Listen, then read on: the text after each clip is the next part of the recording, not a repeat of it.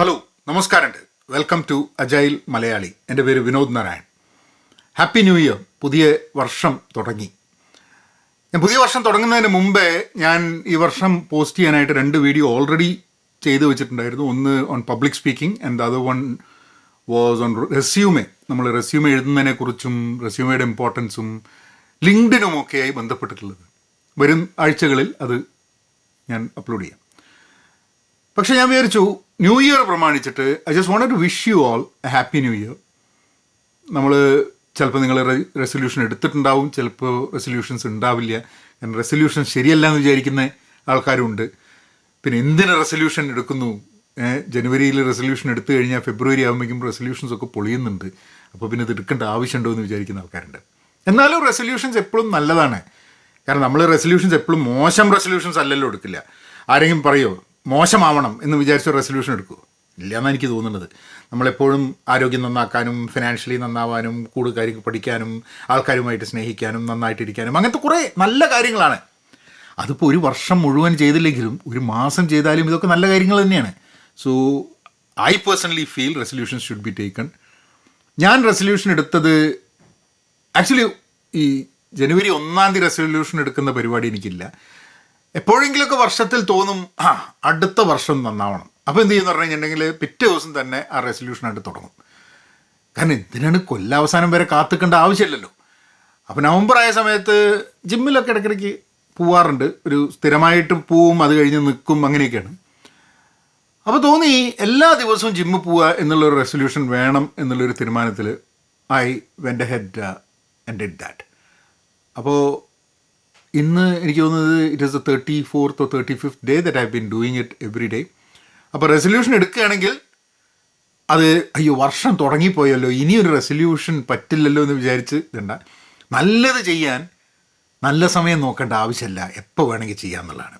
അപ്പം ഇന്നത്തെ episode is more related to comments. ധാരാളം ആൾക്കാർ വീഡിയോ കാണുന്നു, കമൻറ്റുകൾ ഇടുന്നു. എല്ലാ കമൻറ്റിനും ഇൻ പേഴ്സൺ റിപ്ലൈ ചെയ്യാൻ പലപ്പോഴും ബുദ്ധിമുട്ടുണ്ട്. അപ്പോൾ പബ്ലിക്കലി വന്ന കമൻറ്റുകളായതുകൊണ്ട് ഞാൻ ആ കമൻറ്റുകൾ വായിച്ചിട്ട് മുഴുവനായിട്ടല്ല, അതിൻ്റെ ഒരു കണ്ടൻറ്റ് വായിച്ചിട്ട് I try to answer that. അപ്പോൾ കമൻറ്റുകൾ നിങ്ങൾ സ്ഥിരം കമൻറ്റുകൾ ചെയ്യുക. In future also I will try to have episodes where I can address these questions. എന്തെങ്കിലും ചോദ്യങ്ങൾ ചോദിച്ചിട്ടുണ്ടെങ്കിൽ അതിനൊരു ഉത്തരം പറയാൻ പറ്റുമെങ്കിൽ. എല്ലാത്തിനും ഉത്തരം ഉണ്ടാവുക എന്നുള്ളതൊരു ആവശ്യമുള്ള സംഭവമൊന്നുമല്ല.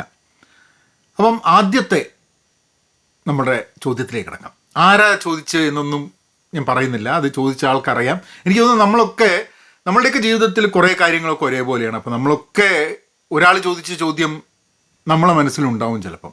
അപ്പം I think the questions are relevant to a more than the person who asked the question. ആദ്യത്തെ ഇതിൻ്റെ ഒരു കോണ്ടെക്സ്റ്റ് എന്താണെന്ന് പറഞ്ഞു കഴിഞ്ഞിട്ടുണ്ടെങ്കിൽ, ഈ കക്ഷി ദുബായിൽ വർക്ക് ചെയ്യാണ്. ഒരു വാഷിംഗ് മെഷീൻ, റെഫ്രിജറേഷൻ, ഇതിലൊക്കെയാണ് മൂപ്പർക്ക് ജോലി. മൂപ്പരുടെ സ്വപ്നങ്ങളുണ്ട് മുന്നോട്ട് പോകുന്ന സമയത്ത്. മൂപ്പരുടെ മകൻ 9ാം ക്ലാസ് പഠിക്കുകയാണ്.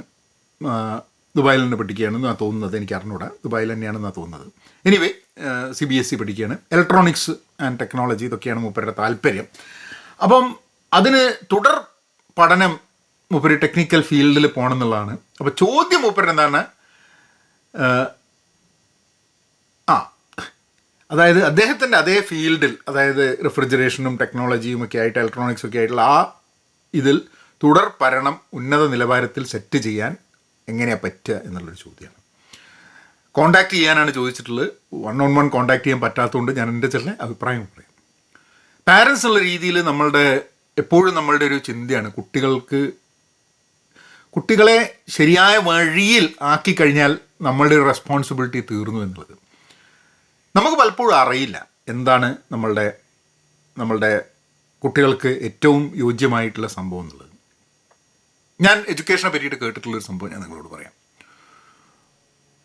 കുരങ്ങൻ മരം കയറുമെന്ന് വിചാരിച്ച് നമ്മളൊരു മത്സ്യത്തിനോട് മരം കയറാൻ എത്ര പഠിപ്പിച്ചാലും മരം കയറാൻ പറ്റില്ല മത്സ്യത്തിനെന്നുള്ളത്. ആ പറയുന്നതിൻ്റെ സംഭവം എന്താണെന്ന് പറഞ്ഞു കഴിഞ്ഞാൽ, നമ്മളുടെയൊക്കെ സ്കൂളുകൾ, ഇപ്പം ഞാനൊക്കെ സ്കൂളിൽ പഠിക്കുന്ന സമയത്തൊക്കെ കണക്ക് നന്നായിട്ട് ചെയ്യാൻ പറ്റുന്ന കുട്ടികളുണ്ട്, കണക്ക് എത്രയായാലും കണക്ക് പറ്റാത്ത കുട്ടികളുണ്ട്. ഇപ്പം എൻ്റെയൊക്കെ കൂടെ പഠിച്ച്, ഞാൻ RECയിലാണ് പഠിച്ചത്, നാഷണൽ ഇൻസ്റ്റിറ്റ്യൂട്ട് ഓഫ് ടെക്നോളജി. അവിടെ ഞാൻ പഠിക്കുന്ന സമയത്ത് കണക്ക് ലാംഗ്വേജ് എത്രയായാലും തലയിൽ കയറില്ല. പക്ഷേ ഇലക്ട്രോണിക്സ്, ഇലക്ട്രിക്കൽ ഇതൊക്കെ ഗംഭീരമായിട്ട് അറിയാം.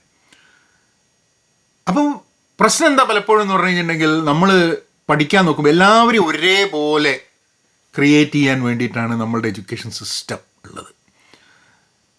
ഇത് ഇൻഡസ്ട്രിയൽ റെവല്യൂഷൻ്റെ ഭാഗമായിട്ടാണ് നമ്മളുടെ ഇപ്പോഴുള്ള എഡ്യൂക്കേഷൻ സിസ്റ്റം വരുന്നത്. അത് ലോകത്തിൻ്റെ പല ഭാഗത്ത് എഡ്യൂക്കേഷൻ സിസ്റ്റം മാറിക്കൊണ്ടിരിക്കുന്നുണ്ട്. യൂറോപ്പിലൊക്കെ മാറിയ ഒരു സംഭവമാണ്. അതായത് നേരത്തെ കുട്ടികളുടെ ടാലൻ്റ് എന്താ മനസ്സിലാക്കിയിട്ട് ആ ടാലൻറ്റിനനുസരിച്ചുള്ള, ഇപ്പം ഞാനൊക്കെ എഞ്ചിനീയറിംഗ് കോളേജിലേക്ക് കിട്ടുന്ന സമയത്ത് പ്രീ ഡിഗ്രി കഴിഞ്ഞപ്പോൾ നന്നായിട്ട് കണക്കിന് മാർക്കുണ്ട്, നന്നായിട്ട് പഠിക്കും, അതുകൊണ്ട് എല്ലാവരും എഞ്ചിനീയറിങ്ങിന് പോകുന്നു. മെഡിസിൻ വേണ്ടാന്ന് എനിക്ക് തന്നെ ഒരു ഇതുണ്ടായിരുന്നു. അച്ഛൻ ഡോക്ടറായിരുന്നു, അപ്പം ധാരാളം പഠിക്കണം, ഉപരി മരിക്കണതിന് മുമ്പേ പഠിച്ചുകൊണ്ടിരിക്കുക. അപ്പോൾ അത്രയൊന്നും പഠിക്കാൻ വയ്യ എന്നുള്ളതുകൊണ്ട് എളുപ്പം എഞ്ചിനീയറിംഗ് ആയിരിക്കും എന്നുള്ളതിലാണ് എഞ്ചിനീയറിംഗിലേക്ക് ചേരാൻ വേണ്ടിയിട്ടുള്ളത് വന്നത്. പിന്നെ മെഡിസിൻ കിട്ടാൻ കൂടുതൽ ബുദ്ധിമുട്ടാണെന്നുള്ളതുകൊണ്ട് ലേശം ഒരു മടി ഉള്ള കൂട്ടത്തിലായതുകൊണ്ട് ഞാൻ പറഞ്ഞു എഞ്ചിനീയറിംഗ് ഈസി ആയിരിക്കുന്നു.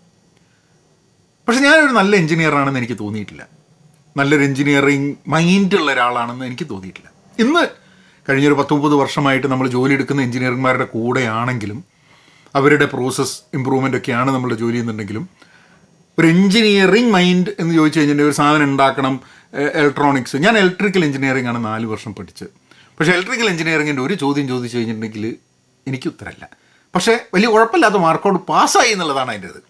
അപ്പം 4 വർഷം പഠിച്ചിട്ട് പരീക്ഷകളൊക്കെ എഴുതിയെടുത്തി കുഴപ്പമില്ലാത്ത മാർക്കോടുകൂടി പാസ്സായിട്ടും 4 വർഷം പഠിച്ചതിനെ പറ്റിയിട്ട് യാതൊരു ധാരണയില്ലാണ്ടെയും എഞ്ചിനീയർ ആവാം എന്നുള്ളതിൻ്റെ ഒരു ഉത്തമ ഉദാഹരണമാണ്. ഉത്തമ ഉദാഹരണം എന്ന് പറയാൻ പറ്റില്ല, ഒരു ഉദാഹരണമാണ് ഞാൻ. അപ്പോൾ എഡ്യൂക്കേഷൻ സിസ്റ്റത്തിൽ കുറേ പ്രശ്നങ്ങളുണ്ട്. ആൾക്കാർ എഞ്ചിനീയറിംഗ് പഠിച്ചിട്ട് പിന്നെ സിനിമയിലേക്ക് പോകുന്നില്ലേ? ആൾക്കാർ മെഡിസിൻ കഴിഞ്ഞിട്ട്, ഇപ്പോൾ ഞാൻ ദേവദൂത് പട്നായിക് എന്ന് പറഞ്ഞിട്ടുള്ളൊരു എഴുത്തുകാരനുണ്ട്. He was chief belief officer in a company. അദ്ദേഹം ആക്ച്വലി മെഡിസിൻ ഡോക്ടറാണ്. അത് കഴിഞ്ഞിട്ട് അദ്ദേഹം UPSC ക്ലിയർ ചെയ്തു, പക്ഷെ പോയില്ല. അത് കഴിഞ്ഞിട്ട് അദ്ദേഹം മിത്തോളജി പഠിച്ച് മിത്തോളജിസ്റ്റ് എന്നുള്ളൊരു ഇത് വെച്ച് മൂപ്പര് പല കമ്പനികളിലും ടെഡ് ടോക്കും, പിന്നെ is one of the renowned experts on mythology. അപ്പോൾ എങ്ങനെയാണ് നമ്മൾ അങ്ങനെയൊക്കെ പോവുക എന്ന് ചോദിച്ചു കഴിഞ്ഞിട്ടുണ്ടെങ്കിൽ ഇതിനും വലിയ ഉത്തരമില്ല. എൻ്റെ ഏരിയ അല്ല. ഇപ്പം നിങ്ങൾ ഇലക്ട്രോണിക്സ്, റെഫ്രിജറേഷൻ എന്നൊക്കെ ഉള്ളതാണെങ്കിൽ ഉന്നത വിദ്യാഭ്യാസം എന്നൊക്കെ പറയുന്നത് കുട്ടികൾ തീരുമാനിക്കുന്നൊരു സംഭവമാണ്. ഒരു ബേസിക് എഡ്യൂക്കേഷൻ കഴിഞ്ഞിട്ട് ആ കുട്ടിയുടെ ഇൻട്രസ്റ്റ് അതാണെന്നുണ്ടെങ്കിൽ നമ്മൾ ഒരിക്കലും നമ്മളെ കുട്ടികളെ നമ്മളെപ്പോലെ ആവാൻ വേണ്ടി ശ്രമിക്കരുത്. നമ്മൾ പലപ്പോഴും ആലോചിക്കുന്നതാണ്. ഇപ്പം ഞാൻ എഞ്ചിനീയറിംഗ് കഴിഞ്ഞു, എഞ്ചിനീയറിങ്ങിനോട് താല്പര്യമില്ലെങ്കിലും ആ ഒരു ഫീൽഡിൽ വർക്ക് ചെയ്തിട്ട് നമുക്ക് കുഴപ്പമില്ലാണ്ട് നമുക്ക് ജീവിച്ചു പോകാൻ പറ്റുന്നുണ്ട്. എൻ്റെ മകനാണെങ്കിൽ അതിനോട് തീരെ താല്പര്യമില്ല. അവന് നാടകവും അനിമേഷനും തിയേറ്റർ അങ്ങനത്തെ പരിപാടികളൊക്കെയാണ് മൂപ്പർക്ക് ഇഷ്ടം. അപ്പോൾ ആ മേഖലകളിൽ എനിക്ക് അറിഞ്ഞുകൂടാ. ആ മേഖലകളിൽ അവന് രക്ഷപ്പെടാൻ പറ്റുമോ, ഒരു ജോലി കിട്ടുമോ, ഇങ്ങനത്തെ കാര്യങ്ങളൊക്കെ ഒരു അച്ഛൻ എന്നുള്ള രീതിയിൽ എൻ്റെ ഇതുണ്ടാവും. പക്ഷേ ഞാൻ അവനെ വേറെ എന്തിലേക്ക് കൊണ്ടിട്ടാലും അവനത് it won't be what he wants to do. ഞാൻ അവനോട് പറഞ്ഞൊരു സംഭവം, 4 വർഷം നീ കോളേജിൽ പോയി പഠിക്കുക എന്നുണ്ടെങ്കിൽ നിനക്ക് ഇഷ്ടമുള്ള സംഭവം പഠിക്കുക. ഒരിക്കലും തിരിഞ്ഞു നോക്കുന്ന സമയത്ത് എന്നെ മാതിരി 4 വർഷത്തെ, എനിക്ക് 4 വർഷം കോളേജിൽ പഠിച്ചത് ഭയങ്കര സന്തോഷമൊക്കെ ഉണ്ട് കേട്ടോ. അതായത് സുഹൃത്തുക്കളുണ്ട്, and I had a lot of fun studying there. പക്ഷെ പഠിച്ച സംഭവം ഒരിക്കൽ പോലും ഒരു ക്ലാസ്സിൽ ഇന്ന് എന്തെങ്കിലും പഠിക്കാം എന്നുള്ളൊരു ആഗ്രഹത്തോടു കൂടി ഞാൻ പോയിരുന്നിട്ടില്ല. ഞാൻ കഴിഞ്ഞ ദിവസം എൻ്റെ ഒരു പ്രൊഫസറിനോട് സംസാരിച്ചു കുറേ നേരം. അപ്പോൾ പ്രൊഫസറോട് ഞാൻ അങ്ങനെ പറയായിരുന്നു. അപ്പം അദ്ദേഹവും ഈ ഡിഫറെൻറ്റ് ടൈപ്പ് ഓഫ് എഡ്യൂക്കേഷനെ പറ്റിയിട്ടൊക്കെ മനസ്സിലാക്കി അതിൻ്റെ ഒരു കോളേജിൽ, ഒരു യൂണിവേഴ്സിറ്റിയിൽ സിംഗപ്പൂരിൽ ഡീനാണ്. അപ്പോൾ അദ്ദേഹമായിട്ട് ഞാൻ അങ്ങനെ സംസാരിക്കുമ്പോൾ ഞാൻ പറഞ്ഞു, സാറിൻ്റെ ക്ലാസ്സിൽ, ഇപ്പോൾ എനിക്കൊരു ക്ലാസ്സിൽ പോലും, അപ്പോൾ ഞാൻ പറഞ്ഞു ഒരു സാറിനോട് അങ്ങനെ പറയാൻ പറ്റും ഒരു സ്റ്റുഡൻ്റ് എനിക്ക് അറിഞ്ഞൂടാ, ഒരു ക്ലാസ്സിൽ പോലും എനിക്ക് ഇന്നെന്തെങ്കിലും പഠിക്കാം, today I M interested in attending class എന്ന് വിചാരിച്ചിട്ട് ഞാൻ വന്നിട്ടില്ല. അതെൻ്റെ കുഴപ്പമാണോ, എഡ്യൂക്കേഷൻ സിസ്റ്റത്തിൻ്റെ കുഴപ്പമാണോ, ഞാൻ തെറ്റായിട്ടൊരു സ്ഥലത്ത് വന്നതാണോ? കാരണം നന്നായിട്ട് സയൻസും നന്നായിട്ട് കണക്കുമൊക്കെ അറിയുന്നൊരു വ്യക്തിക്ക് പ്രോബബ്ലി എഞ്ചിനീയറിംഗ് ആയിരിക്കും ഉള്ളൊരു കോഴ്സ് എന്നുള്ള ആ ഒരു രീതിയിലാണ് 10-30 വർഷം മുമ്പേ ഉണ്ടായിരുന്നൊരു ചിന്ത. അന്ന് വേറെ എന്തെങ്കിലും പഠിക്കണമെന്ന് ചോദിച്ചു കഴിഞ്ഞാൽ അത് എനിക്ക് ഉത്തരവില്ല കേട്ടോ. ഇപ്പോൾ സിനിമ പഠിക്കണോ, ഹിസ്റ്ററി പഠിക്കണോ, ഇന്ന് എനിക്ക് ഇതൊക്കെ പഠിച്ചാൽ കൊള്ളാം ആ സമയത്ത് എന്ന് തോന്നിയിരുന്നു. പക്ഷെ 30 വർഷം, ഇന്നാണ് എനിക്ക് തോന്നുന്നത് പക്ഷേ 30 വർഷം മുമ്പേ ഈ കാര്യങ്ങൾ എന്നോട് ചോദിച്ചു കഴിഞ്ഞാൽ ചിലപ്പോൾ probably I wouldn't have an answer. So all set and cut ഹൈൻസൈറ്റിലാണ് പല കാര്യങ്ങളും നമുക്ക് ഓർമ്മ വരിക. അപ്പോൾ നമ്മളുടെ പ്രൊഫഷനിൽ നമ്മളെ കുട്ടികളെ വിട്ട് കഴിഞ്ഞിട്ടുണ്ടെങ്കിൽ അവരെ ഗൈഡ് ചെയ്യാൻ നമുക്ക് പറ്റും എന്നുള്ളതാണ് നമ്മളുടെ ഏറ്റവും നമ്മുടെ ഒരു ഹോപ്പ്, അല്ലേ? പക്ഷേ ലോകം ഭയങ്കരമായിട്ട് മാറിക്കൊണ്ടിരിക്കുക. പലപ്പോഴും കോളേജിൽ പഠിപ്പിക്കുന്ന സംഭവങ്ങൾക്ക് 6 മാസത്തെ റെലവൻസേ ഉള്ളൂ എന്നുള്ളതാണ്. അതായത് ഇന്ന് പഠിക്കുന്ന സംഭവത്തിന് 6 മാസവും 1 വർഷവുമേ റെലവൻസ് ഉള്ളൂ എന്നുള്ളതാണ്. അത് നിരന്തരം കഴിഞ്ഞ എൻ്റെ ടോപ്പിക്ക് തന്നെ കണ്ടിന്യൂസ് ലേണിംഗ് ആയിരുന്നു. അപ്പോൾ കണ്ടിന്യൂസ് ലേണിംഗ്, അതായത് നമ്മൾ കോളേജ് കഴിഞ്ഞ് കഴിഞ്ഞാൽ പിന്നെ പഠിക്കണ്ട എന്നുള്ള രീതിയിൽ വരുന്നില്ല. നമുക്ക് നിരന്തരം പഠിച്ചുകൊണ്ടിരിക്കണം. മാത്രമല്ല കോളേജുകളുടെ സിലബസ് എന്ന് പറയുന്നത് ഏതോ കാലത്ത് ഉണ്ടാക്കിയിട്ട സിലബസാണ്. ആ സിലബസുകൾ എല്ലാ വർഷവും പുതുക്കുകയും നവീകരിക്കുകയും ചെയ്തുകൊണ്ടിരിക്കണം. അത് പലപ്പോഴും യൂണിവേഴ്സിറ്റീസിന് അതിന് ചിലപ്പോൾ പറ്റിക്കൊള്ളണമെന്നില്ല. അപ്പം ഇങ്ങനെ കുറേ സംഭവങ്ങൾ എഡ്യൂക്കേഷനെ ബന്ധപ്പെടുത്തിയിട്ടുണ്ട്. ഐ തിങ്ക് എന്താണ് മകന് ഇൻട്രസ്റ്റ് എന്നുള്ളത് നോക്കുക, ആ ഇൻട്രസ്റ്റിനനുസരിച്ച് ഗൈഡ് ചെയ്യാൻ നോക്കുക. അതാണ് നമുക്ക് ചെയ്യാൻ പറ്റുന്നൊരു സംഭവം. അത് ചില സമയത്ത് ബുദ്ധിമുട്ടാണ്. കാരണം ഞാനൊക്കെ തന്നെ ഇതൊക്കെ പറയുമ്പോൾ തന്നെ മകൻ തിയേറ്ററാണ് ഇതാണെന്ന് പറയുന്ന സമയത്ത് എൻ്റെ ഉള്ളിൽ ഇടയ്ക്കിടയ്ക്ക് തോന്നും, അല്ല അവനെ ഒന്ന് നിർബന്ധിച്ച് കണക്ക് പഠിപ്പിച്ച് അവനെ ആ രീതിയിൽ. പക്ഷെ അതേപോലെ തന്നെ എൻ്റെ മകള് ഇപ്പം NVIDIA എന്ന കമ്പനിയിൽ ജോലി എടുക്കുകയാണ്. പക്ഷേ അവൾ എക്കണോമിക്സ് എടുത്ത്, പക്ഷെ അതും കമ്പ്യൂട്ടർ സയൻസ് എടുക്കാമെന്നൊക്കെ പറഞ്ഞ് പിന്നെ എക്കണോമിക്സിലേക്ക് മാറി അവളായിട്ട് ഡിസൈഡ് ചെയ്ത് വന്നൊരു ഡിസിഷനാണ്. എക്കണോമിക്സിലാണെന്നുണ്ടെങ്കിലും ഡേറ്റയായിട്ട് ബന്ധപ്പെട്ടിട്ടുള്ള സംഭവത്തിലാണ് അവൾ വർക്ക് ചെയ്യുന്നത്. പക്ഷേ അവളുടെ അതേ ബാച്ചിൽ തന്നെ കമ്പ്യൂട്ടർ സയൻസ് ചെയ്ത് ചില ആൾക്കാർക്ക് ജോലി കിട്ടുന്നുണ്ടായിരുന്നില്ല. അത് അവർ മോശമായിട്ടല്ല, ഇപ്പോഴത്തെ മാർക്കറ്റ് മോശമായതുകൊണ്ടാണ്. അപ്പോൾ നമുക്ക് പറയാൻ പറ്റില്ല ഒരു കാര്യം പഠിച്ചിട്ട് 4 വർഷം കഴിയുമ്പോൾ അതാണോ മാർക്കറ്റിൽ അവൈലബിൾ ആവുക എന്നുള്ളത് പലപ്പോഴും പറയാൻ വലിയ ബുദ്ധിമുട്ടാണ്. ആർട്ടിഫിഷ്യൽ ഇൻ്റലിജൻസ് വന്നു കഴിഞ്ഞാൽ ഏതൊക്കെ മേഖലകളിൽ ഇമ്പാക്റ്റ് ഉണ്ടാവും എന്നുള്ളത്. പക്ഷെ എന്നാലും സ്കിൽസ്, ഇപ്പോൾ കാർപ്പൻട്രി അങ്ങനത്തെ കാര്യങ്ങളൊക്കെ അതൊന്നും ആർട്ടിഫിഷ്യൽ ഇൻ്റലിജൻസ് ഏറ്റെടുക്കില്ല. ഇപ്പം എൻ്റെ മകൻ അനിമേഷൻ വേണമെന്നുള്ളത് കൊണ്ട് പക്ഷെ അവൻ്റെ ആ ഗ്രൂപ്പിൻ്റെ ഇടയിലൊക്കെ ഭയങ്കരമായിട്ട് ആർട്ടിഫിഷ്യൽ ഇൻ്റലിജൻസ് വന്നു, അനിമേഷൻ പ്രശ്നം എന്നൊക്കെ പറഞ്ഞിട്ട് എൻ്റെ ജൂനിയറായി പഠിച്ച എൻ്റെ ഒരു സുഹൃത്തുണ്ട്, പിക്സാറിൽ വർക്ക് ചെയ്യണം. അപ്പോൾ ഞാൻ മൂപ്പരെ വിളിച്ചിട്ട് ഞാൻ പറഞ്ഞു, ഇങ്ങനെ മുമ്പേ വിളിച്ച് പറഞ്ഞിട്ടുണ്ടായിരുന്നു മോനിങ്ങനെ കുറച്ച് താല്പര്യം ഉണ്ടെന്നൊക്കെ. അപ്പോൾ മൂപ്പരെ വിളിച്ചിട്ട് ഞാൻ പറഞ്ഞു, ഇപ്പോൾ എന്താണ് കാര്യം, ഇപ്പോൾ എങ്ങനെ ആർട്ടിഫിഷ്യൽ. മൂപ്പരിനോട് പറഞ്ഞു, ഒരു ആർട്ടിഫിഷ്യൽ ഇൻ്റലിജൻസിന് മൂപ്പര് ഈ ഡിസൈൻ ചെയ്യുക അങ്ങനത്തെ സംഭവങ്ങളൊക്കെ മൂപ്പര് പറഞ്ഞാൽ ഞാൻ ചെയ്യുന്ന പോലെയൊക്കെ ഒരു സംഭവം ചെയ്യണമെന്നുണ്ടെങ്കിൽ ആർട്ടിഫിഷ്യൽ ഇൻ്റലിജൻസിന് ഒരു 10-200 വർഷമെങ്കിലും എടുക്കും ഈ പേസിൽ തന്നെ ഡെവലപ്മെൻറ്റ് നടന്നു കഴിഞ്ഞാൽ. മനുഷ്യനെ പൂർണ്ണമായിട്ട് റീപ്ലേസ് ചെയ്യാനൊന്നും പറ്റില്ല. ഉണ്ടാവാം ചില കാര്യങ്ങളൊക്കെ ആർട്ടിഫിഷ്യൽ ഇൻ്റലിജൻസ് ഇന്ന് AI വെച്ചിട്ട് ഏതൊരാൾക്കും എഴുതാൻ പറ്റുന്നൊരിതിലുണ്ട്. അതായത് നമ്മൾ ചില ആശയങ്ങൾ കൊടുത്തു കഴിഞ്ഞിട്ടുണ്ടെങ്കിൽ ആ ചാറ്റ് GPT അല്ലെങ്കിൽ AIക്ക് വേണമെങ്കിൽ അത് നല്ല രീതിയിൽ സ്ട്രക്ചറായിട്ട് എഴുതി തരാൻ പറ്റും. അപ്പോൾ എനിക്ക് വേണമെങ്കിൽ ഒരു എഴുത്തുകാരനല്ലെങ്കിലും സാമാന്യം ഓക്കെ രീതിയിൽ എഴുതി പുറത്തേക്ക് പബ്ലിഷ് ചെയ്യാൻ പറ്റുന്നൊരു സംഭവമാണ്. അപ്പം അതുകൊണ്ട് എഴുത്തുകാരില്ലാണ്ടാവും ഇല്ല. ഇമാജിനേഷൻ എന്ന് പറഞ്ഞത് വലിയൊരു സംഭവമാണ്, അത് മനുഷ്യനുള്ളൊരു സംഭവമാണ്. അപ്പം ഞാൻ പലപ്പോഴും ഒരു കാര്യത്തിന് ഉത്തരം പറയുന്ന സമയത്ത് എക്സാക്ട്ലി അതിനോടുള്ള ഉത്തരം ആയിക്കൊള്ളണമെന്നില്ല.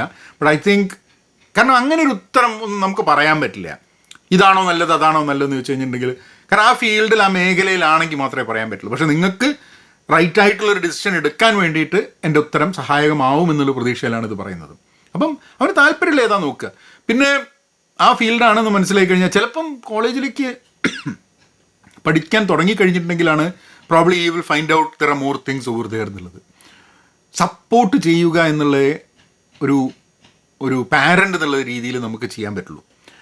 പക്ഷെ ഞാൻ എൻ്റെ മോനോട് പറഞ്ഞ വളരെ നിർബന്ധമായിട്ടുള്ള ചില സംഭവമുണ്ട്. ഏത് ഫീൽഡിൽ പോകുന്നു, ഏത് ജോലി ചെയ്യുന്നു എന്നുള്ളതിന് ഉപരിയായിട്ട് ഫൈനാൻഷ്യൽ മാനേജ്മെൻറ്റ്, എങ്ങനെ വെൽത്ത് മാനേജ് ചെയ്യണം, എങ്ങനെ ലോങ് ടേം ആയിട്ടുള്ള വെൽത്ത് മാനേജ് ചെയ്യണം. അതായത് ഒരു ഡിലേഡ് ഗ്രാറ്റിഫിക്കേഷൻ എന്ന് പറഞ്ഞ സംഭവമുണ്ട്. അതായത് നമുക്ക് ഇന്ന് ഇപ്പം എൻ്റെ ജീവിതത്തിലൊക്കെ എനിക്ക് പറ്റിയൊരു അബദ്ധമാണ്. അതായത് ഞാനൊക്കെ എൻ്റെ 20കളിലൊന്നും പണം സേവ് ചെയ്യാൻ വേണ്ടിയിട്ടൊന്നും നോക്കിയിട്ടില്ല.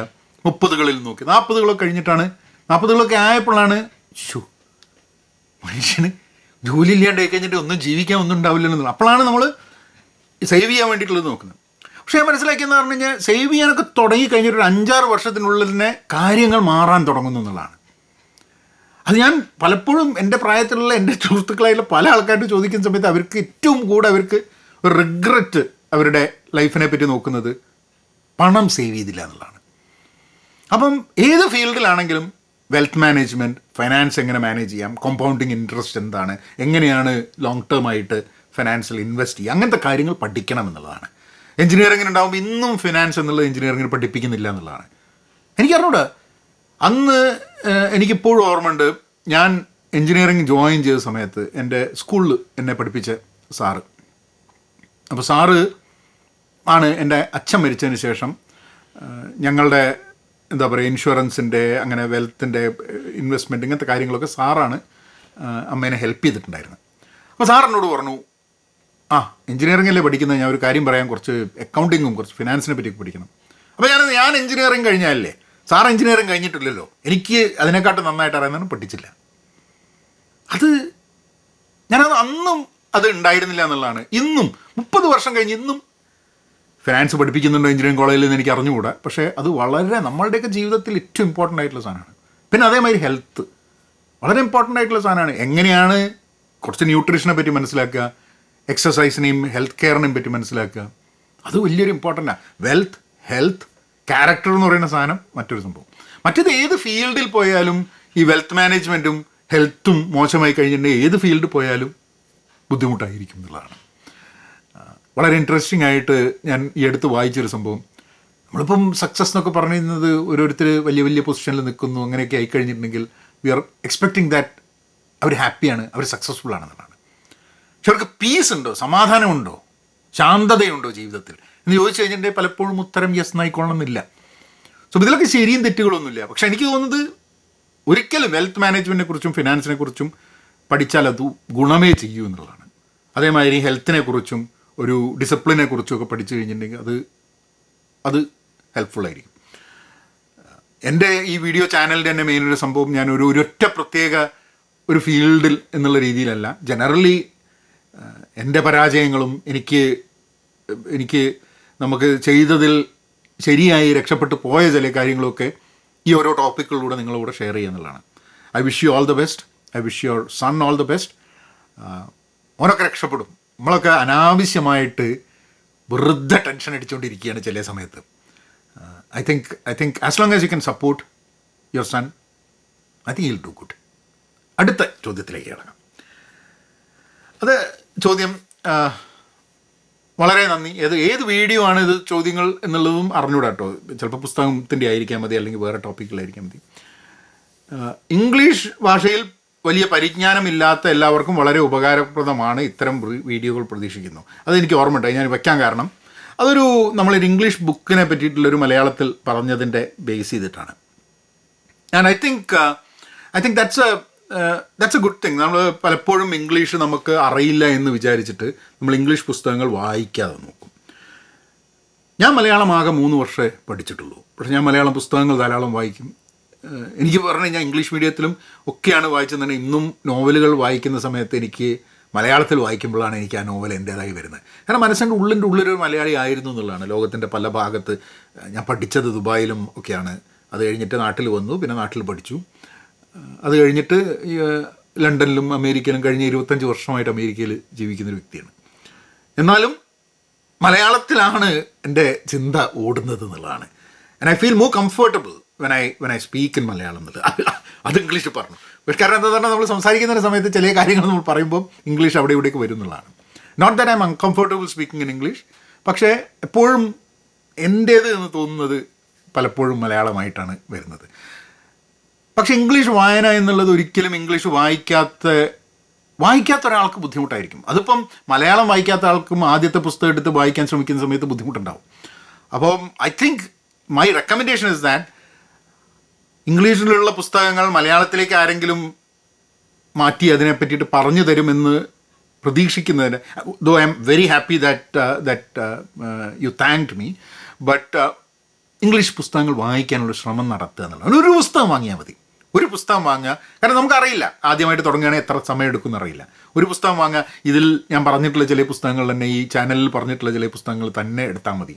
ആൾക്കാർ ചോദിക്കാറുണ്ട്, ഞാനധികം വായിക്കാറില്ല, ഏത് പുസ്തകം വായിക്കണം എന്നുള്ളത്. നമ്മളധികം വായിക്കാറില്ലെങ്കിൽ ഏത് പുസ്തകവും വായിച്ചു തുടങ്ങാം.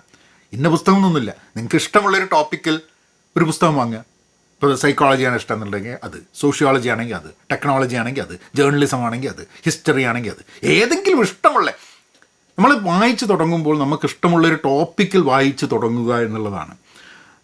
ഒരു രീതിയിൽ എനിക്ക് തോന്നുന്ന ചില സമയത്ത് നമ്മളൊരു ഇന്ത്യൻ ഇംഗ്ലീഷ് റൈറ്ററിൻ്റെ വായിച്ച് കഴിഞ്ഞിട്ടുണ്ടെങ്കിൽ കൂടുതൽ നന്നാവുന്ന എനിക്ക് തോന്നാറുണ്ട്. പക്ഷെ ചില സമയത്ത് അതല്ലാന്ന് തോന്നും. കാരണം ചിലപ്പം ഇന്ത്യൻ റൈറ്റേഴ്സ് ഇംഗ്ലീഷിൽ എഴുതുമ്പം കടിച്ചാൽ പൊട്ടാത്ത കുറേ വാക്ക് ഉപയോഗിക്കാൻ വേണ്ടി ശ്രമം നടത്തും.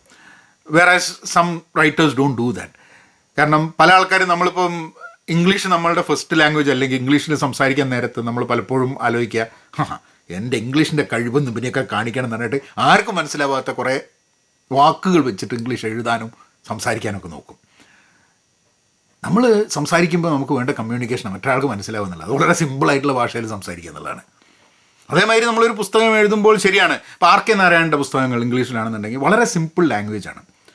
പക്ഷേ ഞാനൊരു പ്രാവശ്യം in my interview when I spoke to Shashi തരൂരിനോട് ചോദിച്ചൊരു സംഭവം. അതായത് അദ്ദേഹത്തിൻ്റെ ബുക്ക്ലെസ് ഇൻ ബാഗ്ദാദ് എന്നുള്ള പുസ്തകത്തിൽ അദ്ദേഹം പറയുന്നുണ്ട് ആർ കെ നാരായണൻ്റെ പുസ്തകത്തെക്കുറിച്ച് മൂപ്പർക്ക് ലാംഗ്വേജിനെ കുറിച്ചും ആ യൂസേജിനെ കുറിച്ചും മൂപ്പർക്ക് അത്ര ഇതില്ല എന്നുള്ള അഭിപ്രായം മൂപ്പര് എവിടെയോ രേഖപ്പെടുത്തിയിട്ടുണ്ട്. അപ്പോൾ ഞാൻ മൂപ്പരോട് ചോദിച്ചു. അപ്പോൾ മൂപ്പര് പറഞ്ഞു ശരിയാണ്. കാരണം എന്താണെന്ന് പറഞ്ഞു കഴിഞ്ഞിട്ടുണ്ടെങ്കിൽ നല്ല കഥകൾ കുറച്ചും കൂടെ ലാംഗ്വേജ് നന്നായാൽ ശരിയായിട്ട് എഴുതി കഴിഞ്ഞിട്ടുണ്ടെങ്കിൽ he could be A much better writer and non എന്നുള്ള ശശി തരൂരിൻ്റെ ഒരു ഒപ്പീനിയനാണ്. എന്ന് വിചാരിച്ച് നമുക്കൊക്കെ ശശി തരൂരിൻ്റെ അതേമാതിരിയുള്ളൊരു ലാംഗ്വേജ് ഉണ്ടായാൽ മാത്രമേ ഇംഗ്ലീഷ് പുസ്തകം എഴുതാൻ പറ്റുള്ളൂ എന്നോ ഒന്നും ഇല്ല. So it all depends on what are ability. ഇപ്പം ഞാനിപ്പോൾ ഇംഗ്ലീഷിൽ എഴുതുന്ന സമയത്ത് എൻ്റെ ലാംഗ്വേജിൻ്റെ പരിമിതികൾ വെച്ചിട്ടാണ് ഞാൻ എഴുതുക. അത് അവിടെ ഇവിടെയും നോക്കിയിട്ട് ഓരോ വാക്കുകൾ കണ്ടെത്തിയിട്ട് അത് എഴുതാൻ വേണ്ടിയിട്ടുള്ളൊരു ശ്രമം വേണ്ട. ഇത് ഇംഗ്ലീഷ് മാത്രമല്ല കേട്ടോ, മലയാളത്തിലും അങ്ങനെ തന്നെയാണ്. മാധവിക്കുട്ടീനോട് ഒരു പ്രാവശ്യം ചോദിച്ചു. മാധവിക്കുട്ടി പറഞ്ഞു എനിക്ക് അത്രയും മലയാളം അറിയുള്ളൂ ഊട്ടി. കാരണം എനിക്ക് അത്ര മലയാളം അറിയുള്ളൂ എന്നുള്ളതുകൊണ്ട് അത്ര മലയാളം അറിയുന്ന എല്ലാ ആൾക്കാർക്കും ആ കഥകൾ വായിക്കുന്ന സമയത്ത് അവരുടെ കഥയായിട്ട് അവർക്ക് തോന്നുകയാണ്. And that is A very important skill. വളരെ സിമ്പിൾ ലാംഗ്വേജിൽ ജനകീയമായ എഴുത്ത് എന്ന് പറയുന്നൊരു സംഭവമുണ്ട്. അക്കാഡമിക് ആയിട്ടുള്ള എഴുത്ത് എന്ന് പറയുന്ന വേറൊരു സംഭവമുണ്ട്. അപ്പം നിങ്ങളൊരു പുസ്തകം എടുക്കുക, അത് നിങ്ങളെ ചോയ്സ്. ചിലപ്പോൾ ആദ്യത്തെ പുസ്തകം നിങ്ങൾ എടുത്തു കഴിഞ്ഞാൽ ചിലപ്പോൾ 10 പേജിൻ്റെ മുകളിലേക്ക് പോകുന്നുണ്ടാവില്ല. ഒന്ന് പുഷ് ചെയ്യുക. പല കാര്യങ്ങളും ആദ്യമായിട്ട് തുടങ്ങുമ്പോൾ നമുക്കൊരു ഉന്ത് വേണം. ചിലപ്പോൾ ആൾക്കാർ ഉന്തും, ചിലപ്പോൾ നമ്മൾ സ്വയം ഉന്തേണ്ടി വരും. So I think I would really highly recommend that you start reading one English book. ഒരു 6 മാസം കഴിയുമ്പോഴൊക്കെ വിചാരിക്കും എന്നെ കൊണ്ടും പറ്റുതൊക്കെ എന്നുള്ളത്. അടുത്ത ചോദ്യം, I M A sales man, could you please give me suggestion four studying more about sales. ഞാൻ സെയിൽസിലാണ് എൻ്റെ കരിയർ തുടങ്ങിയത്. കാരണം എൻജിനീയറിങ് കഴിഞ്ഞു. എൻജിനീയറിങ് ജോലി കിട്ടില്ല എന്നുള്ളൊരു ധാരണയിലായിരുന്നു. കാരണം and I didn't really like it also. വർത്തമാനം പറയുന്നതുകൊണ്ട് സെയിൽസ് ആയിരിക്കും നല്ലതെന്ന് ആൾക്കാർ പറഞ്ഞു. അങ്ങനെ ഞാൻ എൻ്റെ ജീവിതത്തിൽ എനിക്ക് തോന്നുന്നൊരു 12-13 കൊല്ലം സെയിൽസാണ് ചെയ്തിട്ടുള്ളത്. Oh maybe even more than that. Initially ഞാൻ നല്ലൊരു സെയിൽസ്മാൻ ആണ് എന്നൊക്കെ എനിക്ക് തോന്നിയിട്ടുണ്ട്. കാരണം ഓർഡറുകൾ കിട്ടുന്നു, അങ്ങനെയാണ്. പിന്നെ ക്രമേണ ഞാനൊരു മോശം സെയിൽസ്മാൻ ആണെന്നുള്ളത് എനിക്ക് തോന്നി തുടങ്ങി. കാരണം എന്താ വെച്ചാൽ സെയിൽസ്മാൻ എന്ന് പറയുന്ന സമയത്ത് വിൽക്കുക, വർത്തമാനം പറയുക, വിൽക്കുക എന്നുള്ളത് മാത്രമല്ല, പ്രൊജക്റ്റ് ചെയ്യാൻ പറ്റുക, നമ്മൾ സെയിൽസ് പ്രിഡിക്റ്റ് ചെയ്യാൻ പറ്റുക, കസ്റ്റമറിനെ മനസ്സിലാക്കാൻ പറ്റുക, കസ്റ്റമറിന് റൈറ്റ് ഓപ്പർച്യൂണിറ്റി, ഒരു ഓപ്പർച്യൂണിറ്റി ഉണ്ടെങ്കിൽ റൈറ്റ് സൊല്യൂഷൻസ് കൊടുക്കാൻ പറ്റുക. അതൊരു വലിയൊരു മേഖല തന്നെയാണ്. ഇന്ന് ടെക്നോളജി വഴി ഇന്നിപ്പോൾ ഞാൻ എൻ്റെ കമ്പനിയിൽ ഞാൻ വർക്ക് ചെയ്യുന്ന സമയത്ത് നമ്മളൊക്കെ ചെയ്യുന്ന സൊല്യൂഷൻസിന് അത് ഹെൽപ്പ് ചെയ്യുന്നത് സെയിൽസുകാരെയാണ്. അപ്പം ട്രെയിനിങ് എന്താണ് സെയിൽസിന് ചോദിച്ചാൽ ഇന്നും എനിക്ക് അറിഞ്ഞുകൂടാ. അങ്ങനെ ഒരു ട്രെയിനിങ്ങിന് പോയിട്ട് സെയിൽസ് ശരിയാക്കാൻ പറ്റും. സെയിൽസ് ട്രെയിനേഴ്സ് ധാരാളം ആൾക്കാരുണ്ട്. എനിക്ക് അതിനെപ്പറ്റി അറിയില്ല എന്നുള്ളതാണ്. ഞാൻ ഇതുവരെ എൻ്റെ 15 വർഷത്തിൽ ഞാൻ സെയിൽസ് ട്രെയിനിങ്ങിന് പോയിട്ടില്ല. ചിലപ്പോൾ അതുകൊണ്ടായിരിക്കാം മതി ഞാനൊരു പരാജിതനായ സെയിൽസ്മാൻ ആയത്, എനിക്ക് അറിഞ്ഞുകൂടാ. പക്ഷേ എൻ്റെ അടുത്ത സുഹൃത്തുണ്ട് who is in sales. He has been in sales for about 35-40 years. Business development കാര്യങ്ങളൊക്കെയാണ്. അദ്ദേഹം ട്രെയിൻ ചെയ്യും ആൾക്കാരെ, യങ്ങർ ആൾക്കാരെ ചെയ്യും. എനിക്ക് തോന്നുന്നു സെയിൽസിൽ വലിയൊരു ഇമ്പോർട്ടൻ്റ് ആയിട്ടുള്ള സാധനം നമ്മളുടെ കൂടെ വർക്ക് ചെയ്യുന്ന അല്ലെങ്കിൽ നമ്മളുടെ ഇൻഡസ്ട്രിയിൽ വർക്ക് ചെയ്യുന്ന ആൾക്കാരുമായിട്ടുള്ള ഇൻട്രാക്ഷൻസാണ് നമ്മളെ കുറേ ഹെൽപ്പ് ചെയ്യുക എന്നുള്ളതാണ്. പിന്നെ സെയിൽസിൻ്റെ പുസ്തകങ്ങൾ ഹെൽപ്പ് ചെയ്യാൻ മതി. ഐ കനോട്ട് സ്പെസിഫൈ ഈ ട്രെയിനിങ് എടുത്താൽ ശരിയാവും എന്നുള്ളത് പറയാൻ പറ്റില്ല. പക്ഷേ ഓൺഗോയിങ് ട്രെയിനിങ് എന്നുള്ളത് നിങ്ങളൊരു കമ്പനിയിൽ വർക്ക് ചെയ്യുകയാണെങ്കിൽ ആ കമ്പനിയുടെ ഭാഗമായിട്ട് കമ്പനിക്ക് വേണ്ട എന്താ, നിങ്ങൾ നല്ല സെയിൽസ്മാൻ ആവുക എന്നുള്ളതാണ്, അല്ലേ? അപ്പോൾ ആ നല്ല സെയിൽസ്മാൻ ആവാൻ വേണ്ടിയിട്ടുള്ള ട്രെയിനിങ് എന്താ എന്നുള്ളത് ആ കമ്പനി നൽകേണ്ട ഒരു സംഭവമാണ്. അല്ലെങ്കിൽ കമ്പനിയിൽ ചോദിച്ചു കഴിഞ്ഞാൽ കമ്പനിക്ക് പറയാൻ പറ്റണം. കാരണം ഇപ്പോൾ ഞാനൊരു കമ്പനി നടത്തുകയാണ്, 5 സെയിൽസുകാരുണ്ട്, സെയിൽസ്മെൻ ഉണ്ട്, സെയിൽസ് വിമൻ ഉണ്ട്. അപ്പോൾ അവർ പറയാണ്, അപ്പോൾ എനിക്കെന്താ വേണ്ട കമ്പനി റൺ ചെയ്യുമ്പം സെയിൽസൊക്കെ ഗംഭീരമായിട്ട് വരണം, കൂടുതൽ വിൽക്കണം, വിൽക്കുന്നത് കൂടുതൽ പ്രോഫിറ്റബിൾ ആവണം. ഇതൊക്കെയാണ് ഒരു കമ്പനി റൺ ചെയ്യുന്ന ഒരാളെ സംബന്ധിച്ചിടത്തോളം എൻ്റെ താല്പര്യങ്ങൾ. ഇനിയിപ്പോൾ അതിൽ ആൾക്കാർക്ക് സംശയമുണ്ടാണ്, എങ്ങനെയാണ് എൻ്റെ സെയിൽസ് ഒന്നും നന്നാവുന്നില്ല, എങ്ങനെയാണ് ഞാൻ ഹെൽപ്പ് ചെയ്യുക? ഒന്നെങ്കിൽ ഞാൻ ഹെൽപ്പ് ചെയ്യാൻ പറ്റണം, അല്ലെങ്കിൽ അതിന് വേണ്ടിയിട്ടുള്ള ട്രെയിനിങ്ങിന് പറ്റണം, അല്ലെങ്കിൽ ഷാഡോ ചെയ്യാൻ വേറൊരു നല്ല സെയിൽസിൽ ഒരാളെ ഷാഡോ ചെയ്യാൻ, അല്ലെങ്കിൽ എല്ലാ സെയിൽസുകാരും കൂടിയിട്ട് എന്ത് വർക്ക് ചെയ്യുന്നു എന്ത് വർക്ക് ചെയ്യുന്നില്ല എന്നുള്ള സംഭവം തമ്മിൽ ഷെയർ ചെയ്തിട്ട് നല്ല സെയിൽസുകാരെ ആക്കുക എന്നുള്ളതാണ്. അതാണ് എൻ്റെ സെയിൽസിനെ കുറിച്ച്, സെയിൽസ് എന്നുള്ളതല്ല, പല മേഖലകളിലും that is my thought. And I think since I'm not experience, നമുക്ക് പല കാര്യത്തിൽ നിന്ന് ചിലതിൽ നമുക്ക് എക്സ്പീരിയൻസ് അല്ലാത്തതുകൊണ്ട്, ഒരു സെയിൽസുകാരനായിരുന്നു, അതിൽ ആദ്യം വിജയം നേടി പിന്നെ പരാജിതനായി എന്നുള്ള അല്ലാണ്ട് സെയിൽസുമായിട്ടുള്ള എനിക്ക് ഒരു ബന്ധവും ഇല്ല. പക്ഷേ എനിക്ക് തോന്നുന്നൊരു 10-13 വർഷം സെയിൽസിൽ ചെയ്തതുകൊണ്ട് ഇന്നത്തെ ഞാൻ ജോലി ചെയ്യുന്ന സമയത്ത് ആൾക്കാരുമായി കമ്മ്യൂണിക്കേറ്റ് ചെയ്യാനും ആൾക്കാരുമായി സംസാരിക്കാനും റിജക്ഷൻ, നോ എന്ന് കേൾക്കാൻ വലിയ ബുദ്ധിമുട്ടൊന്നുമില്ല. കാരണം സെയിൽസിൻ്റെ ഏറ്റവും വലിയൊരു സംഭവം എത്ര നോ വേണ്ട യാരാ എന്നുള്ള ആ കാര്യങ്ങളൊക്കെ കേട്ടിട്ടാണ് നമ്മൾ അതിലൊന്നും നമുക്ക് പതറാണ്ട് മുന്നോട്ട് പോകാൻ. ചിലപ്പോൾ അങ്ങനത്തെ കുറേ കേട്ട് കഴിഞ്ഞപ്പം അതിനോടുണ്ടായിരുന്നൊരു വിരക്തി ആയിരിക്കാൻ മതി എൻ്റെ സെയിൽസ് കരിയറിൽ ഉണ്ടായിട്ടുള്ളൊരു പ്രശ്നം. But anyway, I wish you all the best to find the right training and succeed as a salesperson. Could you suggest me some websites that provide free courses?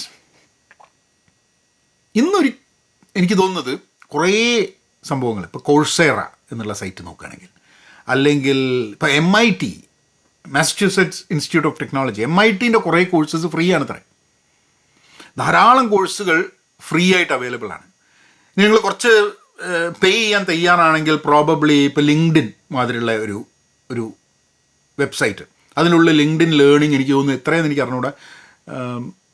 ഇപ്പം ഇവിടെയൊക്കെ ആണെങ്കിൽ ഒരു $40 മാസമുള്ളത്, ചിലപ്പോൾ ഇന്ത്യയിൽ അതിന് വില കുറവായിരിക്കാൻ മതി.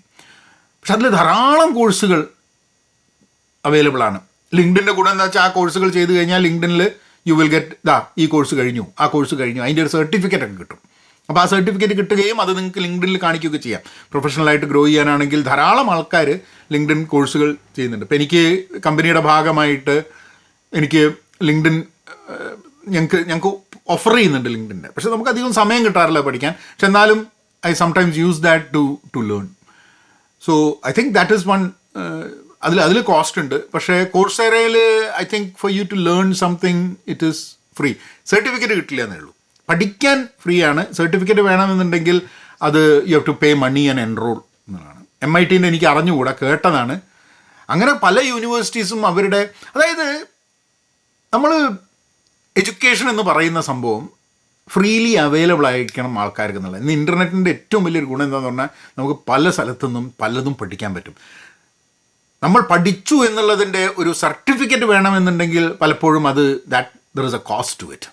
So I think these are 3 sites that come to my mind right now, but there might be more. Free കോഴ്സസും പറഞ്ഞിട്ട് ഓരോ സ്ഥലത്ത് ചേർന്ന് കഴിഞ്ഞിട്ട് ചില സമയത്ത് നമ്മൾ അറിയാത്ത സാധനങ്ങളാണെങ്കിൽ അത് ചിലപ്പോൾ പിന്നെ there might be a hidden cost to it. Free ആയിട്ട് തരാമെന്ന് പറഞ്ഞിട്ട് നമ്മളൊരു 5 മണിക്കൂർ പഠിപ്പിച്ചിട്ട് ഇനി 6ാമത്തെ മണിക്കൂർ പഠിക്കണമെന്നുണ്ടെങ്കിൽ ഇത്ര പൈസ തരണം എന്ന് പറഞ്ഞാൽ, കാരണം അങ്ങനെയും ക്ലിക്ക് ബെയ്റ്റിംഗ് സംഭവങ്ങൾ ഉണ്ടായിരിക്കാൻ മതി. സോ ഐ തിങ്ക് ഫ്രീ എന്നുള്ളതിനെക്കാട്ടും വളരെ കോസ്റ്റ് എഫക്റ്റീവായിട്ട് പഠിക്കാൻ വേണ്ടിയിട്ടുള്ളൊരു സംവിധാനം ഓൺലൈനിൽ അവൈലബിൾ ആണെന്നുള്ളതാണ്. ഹാപ്പിനെസ് അഡ്വാൻറ്റേജ്, ഷോൺ ആങ്കറിൻ്റെ ACHOR എന്നാണോ ആങ്കർ എന്നാണോ എന്ന് എനിക്ക് അറിഞ്ഞൂടാ, ഹാപ്പിനെസ് അഡ്വാൻറ്റേജ് എന്ന് പറഞ്ഞ പുസ്തകത്തിനെ കുറിച്ചൊരു വീഡിയോ ചെയ്യാമോ എന്ന് ചോദിച്ചിട്ടുണ്ട്. പുസ്തകം വായിച്ചിട്ടില്ല മാത്രമല്ല ആ ഒരു പുസ്തകം എൻ്റെ ഒരു തോട്ടിൽ ഇതുവരെ വന്നിട്ടുമില്ല, ഉറപ്പില്ല. നമ്മളുടെ പുസ്തകം വായിക്കുന്നതെന്ന് പറഞ്ഞാൽ ഓരോ സമയത്ത് തോന്നുന്ന ചില കാര്യങ്ങൾ വരിക എന്നുള്ള സംഭവമാണ്. അടുത്തത്, what sort of certification is good for B2B marketing? ധാരാളം സർട്ടിഫിക്കേഷൻസ് മാർക്കറ്റിംഗ്, ഡിജിറ്റൽ മാർക്കറ്റിങ്ങിൻ്റെ സർട്ടിഫിക്കേഷൻസ് ധാരാളം ഉണ്ട്. ഗൂഗിളിൻ്റെ ഉണ്ട്, അങ്ങനെ പല ആൾക്കാരുടെ സർട്ടിഫിക്കേഷൻസ് ഉണ്ട്. ഞാനൊരു മാർക്കറ്റിംഗ് പേഴ്സൺ അല്ലാണ്ട് I can't give you an exact answer to that. But I think Google definitely ഗൂഗിളിൻ്റെ ഒരു മെയിൻ സംഭവം is marketing. So they want a lot of people Google മാർക്കറ്റിങ്ങും ഗൂഗിൾ ആഡ്വേർഡ്സ് അങ്ങനത്തെ കാര്യങ്ങളൊക്കെ യൂസ് ചെയ്യാൻ പറ്റുന്ന എങ്ങനെ ഗൂഗിൾ ആഡ്വേർഡ്സ്, കാരണം എനിക്കറിയാം ആ ഒരു ഡിജിറ്റൽ മാർക്കറ്റിങ്ങിൽ. അപ്പോൾ ഇങ്ങനത്തെ ചോദ്യങ്ങൾ വരുമ്പോൾ പ്രോബ്ലി ഇത് കേൾക്കുന്ന ആൾക്കാരിൽ നല്ല സർട്ടിഫിക്കേഷനും കാര്യങ്ങളൊക്കെ B2B ഉണ്ടെങ്കിൽ ഇതിനൊക്കെ ഞാൻ ഒരു ഉത്തരം പറയുന്നു എന്നുള്ളതാണ്. പക്ഷെ ഇത് കേൾക്കുന്ന ആൾക്കാർക്ക് നിങ്ങൾക്ക് if you have something that you can add value please comment and then ആ വ്യക്തിക്ക് അതിൻ്റെ ഒരു ആൻസർ കിട്ടാനുള്ള സാധ്യതകൾ ഉണ്ടാവും. അടുത്തത് സ്റ്റാർട്ട് വിത്ത് വൈ എന്ന പുസ്തകത്തിൻ്റെ Malayalam review. Start with why എന്ന് പറയുന്നത് സൈമൺ സിനാക്കിൻ്റെ ഒരു പുസ്തകമാണ്. ഒരു ഗംഭീര പുസ്തകമാണ്. ഞാൻ പറ്റുമെങ്കിൽ എപ്പോഴെങ്കിലും അതിനെപ്പറ്റി പറയാം. അല്ലെങ്കിൽ ഏതെങ്കിലും വൈ എന്നുള്ളത് വലിയ ഇമ്പോർട്ടൻ്റ് ആയിട്ടുള്ളൊരു വേർഡാണ്. പലപ്പോഴും ആൾക്കാർ ചോദിക്കില്ല. എന്തിനോടും നമ്മളും ചെറിയ കുട്ടികളും തമ്മിലുള്ളൊരു വലിയ വ്യത്യാസം എന്താണെന്ന് അറിയാം. ചെറിയ കുട്ടികളോട് പറയാണ് ഈ അതെടുക്ക് എന്തിനാ ചോദിക്കും. കാരണം അവർക്ക് അറിയണം എന്തിനാണെന്നുള്ളത്. കുറച്ച് കഴിയുമ്പോൾ നമുക്ക് എന്ത് പറ്റുന്നുണ്ട്, നമ്മൾ വലുതാകുമ്പോൾ നമുക്ക് എല്ലാം അറിയാമെന്ന് അങ്ങോട്ട് വിചാരിക്കാം. അപ്പോൾ നമ്മൾ ഈ വൈ എന്നുള്ള ക്വസ്റ്റ്യൻ നമ്മളുടെ നിഘണ്ടുവും നിർത്താൻ മാറ്റും. കാരണം അത് ചില സമയത്ത് നമ്മൾ വൈ എന്ന് ചോദിച്ചു കഴിഞ്ഞാൽ അത് പൊളൈറ്റ് അല്ലേ എന്നുള്ളൊരു തോന്നലിട്ട് നമ്മളോട് ഒരാൾ പറയുകയാണ് ഇതൊന്ന് ചെയ്യും, എന്തിനു ചെയ്യണമെന്ന് ചോദിച്ചു കഴിഞ്ഞിട്ടുണ്ടെങ്കിൽ ഈ അത് ചോദിക്കേണ്ട ആവശ്യമുണ്ട്, ചെയ്താൽ പോരെ എന്നേക്കും. അപ്പോൾ നമ്മളെപ്പോഴും നമ്മൾ വിചാരിക്കുന്നുണ്ട് ഈ വൈ എന്നുള്ള വാക്ക് വളരെ ഒരു മോശം വാക്കാണെന്നുള്ളത്. പക്ഷെ വളരെ ഇമ്പോർട്ടൻ്റ് ആണ്. ഞങ്ങളെ കമ്പനിയിൽ ഞങ്ങളൊരു റൂട്ട് കോസ് അനാലിസിസ് എന്ന് പറഞ്ഞ സംഭവമുണ്ട്. നമ്മൾ എന്തെങ്കിലും ഒരു പ്രശ്നത്തിൻ്റെ പ്രോബ്ലത്തിൻ്റെ യഥാർത്ഥ ഇഷ്യൂ എന്താണെന്ന് മനസ്സിലാക്കാൻ വേണ്ടിയിട്ട് അതിനൊരു 5 വൈ മെത്തേഡ് എന്ന് പറയുന്ന സംഭവമുണ്ട്. അതായത് ചിലപ്പോൾ പറയും ഈ പ്രോജക്റ്റ് നഷ്ടത്തിലായി, അതാണ് പ്രോബ്ലം. അപ്പോൾ വൈ നിൽക്കും. അപ്പം പല കാരണങ്ങളുണ്ടായിരിക്കും 5 വൈ വയ്ക്കും. അതായത് ആളുകളുടെ പ്രശ്നമായിരിക്കാൻ മതി, ടെക്നോളജിയുടെ പ്രശ്നമായിരിക്കാൻ മതി, ഫണ്ടിൻ്റെ പ്രശ്നമായിരിക്കാൻ മതി, പ്രോസസ്സിൻ്റെ പ്രശ്നമായിരിക്കാൻ മതി, അല്ലെങ്കിൽ അങ്ങനെ പല പല കാരണങ്ങൾ. അത് ആ ഒരു ഹെഡിൽ ഓരോന്നും നമ്മൾ ചോദിക്കും. എന്താ കാരണം, ഇതാണ് കാരണം എന്ന് പറയും. ആ കാരണം ഉണ്ടാവാൻ എന്താ കാരണം, അങ്ങനെ 5 പ്രാവശ്യം ലെയറായിട്ട് you go ask 5 whys to every problem statement. അങ്ങനെ നോക്കുന്ന സമയത്ത് നമ്മളെ റൂട്ട് കോസിലേക്ക് എത്തും. 5 വരെ ചിലപ്പോൾ പോയിക്കൊള്ളണമെന്നില്ല, പക്ഷേ 5 എന്നുള്ളതാണ് അവർ പറയുക 5 വൈ മെത്തേഡ് എന്ന് പറഞ്ഞിട്ട്. സോ പക്ഷേ സൈമൺ സിനക്കിൻ്റെ ബുക്ക് സ്റ്റാർട്ട് വിത്ത് വൈ എന്നുള്ളതല്ല, നമ്മൾ എന്തൊരു സാധനം തുടങ്ങുമ്പോഴും എന്തിന് ചെയ്യുന്നു എന്നുള്ള ഉത്തരത്തോട് കൂടിയിട്ട് വേണം തുടങ്ങാൻ എന്നുള്ളത്. അതായത് നമ്മളിപ്പോൾ ഒരു ബിസിനസ് തുടങ്ങണം, എന്തിനു തുടങ്ങുന്നു. അപ്പോൾ ഇതിന് മുമ്പേ കമൻറ്റ് ചെയ്ത ഒരാൾ പറഞ്ഞിട്ടുണ്ടായിരുന്നു അയാൾ അത് കഴിഞ്ഞിട്ട് ബിസിനസ് തുടങ്ങാൻ തന്നെ, ഞാൻ വായിച്ചില്ല എന്നേ ഉള്ളൂ. എന്തിനാ ബിസിനസ് തുടങ്ങണം എന്നുള്ളൊരു ചോദ്യമുണ്ട്. അപ്പോൾ ഞാൻ ഈ വീഡിയോ ചാനൽ തുടങ്ങുന്ന സമയത്ത് എന്തിന് എന്നുള്ളൊരു ചോദ്യം ഞാൻ എന്നോട് ചോദിച്ചിട്ടുണ്ടായിരുന്നു. അതിന് ഞാൻ കൊടുത്ത ഉത്തരം എന്താണെന്ന് പറഞ്ഞു കഴിഞ്ഞാൽ, ഞാൻ വീഡിയോ അതിന് മുമ്പേയും ചെയ്തിട്ടുള്ളതാണ്. വേറെ പല കാര്യങ്ങളിലും it was about politics, society and all those kind of stuff. അത് കഴിഞ്ഞ് ഞാൻ വിചാരിച്ചു എൻ്റെ മേഖല എന്ന് പറയുന്നത് ഞാൻ എൻ്റെ ജോലിയുടെ ഭാഗമായി ഞാൻ ചെയ്യുന്ന സംഭവത്തിൽ മലയാളത്തിൽ the questions and answers I'm trying to find, അത് നിങ്ങളുമായിട്ട് ഷെയർ ചെയ്യണമെന്ന് അങ്ങനെ ഒരു ഉദ്ദേശത്തിലാണ് ഇത് നോക്കിയത്. ഇത് ഇത്ര ഫോളോവേഴ്സിനെ കൊണ്ടുവരണം, ഇത്ര ആൾക്കാർ വേണം, എല്ലാവരെയും സന്തോഷിപ്പിക്കണം, അങ്ങനത്തെ യാതൊരു വയ്യുമില്ല ഇതിന്. ഇത് എനിക്ക് ചെയ്യാൻ താല്പര്യമുണ്ട്, ഇങ്ങനെ ഇൻട്രാക്ട് ചെയ്യാൻ താല്പര്യമുണ്ട്. It is like giving back, you know.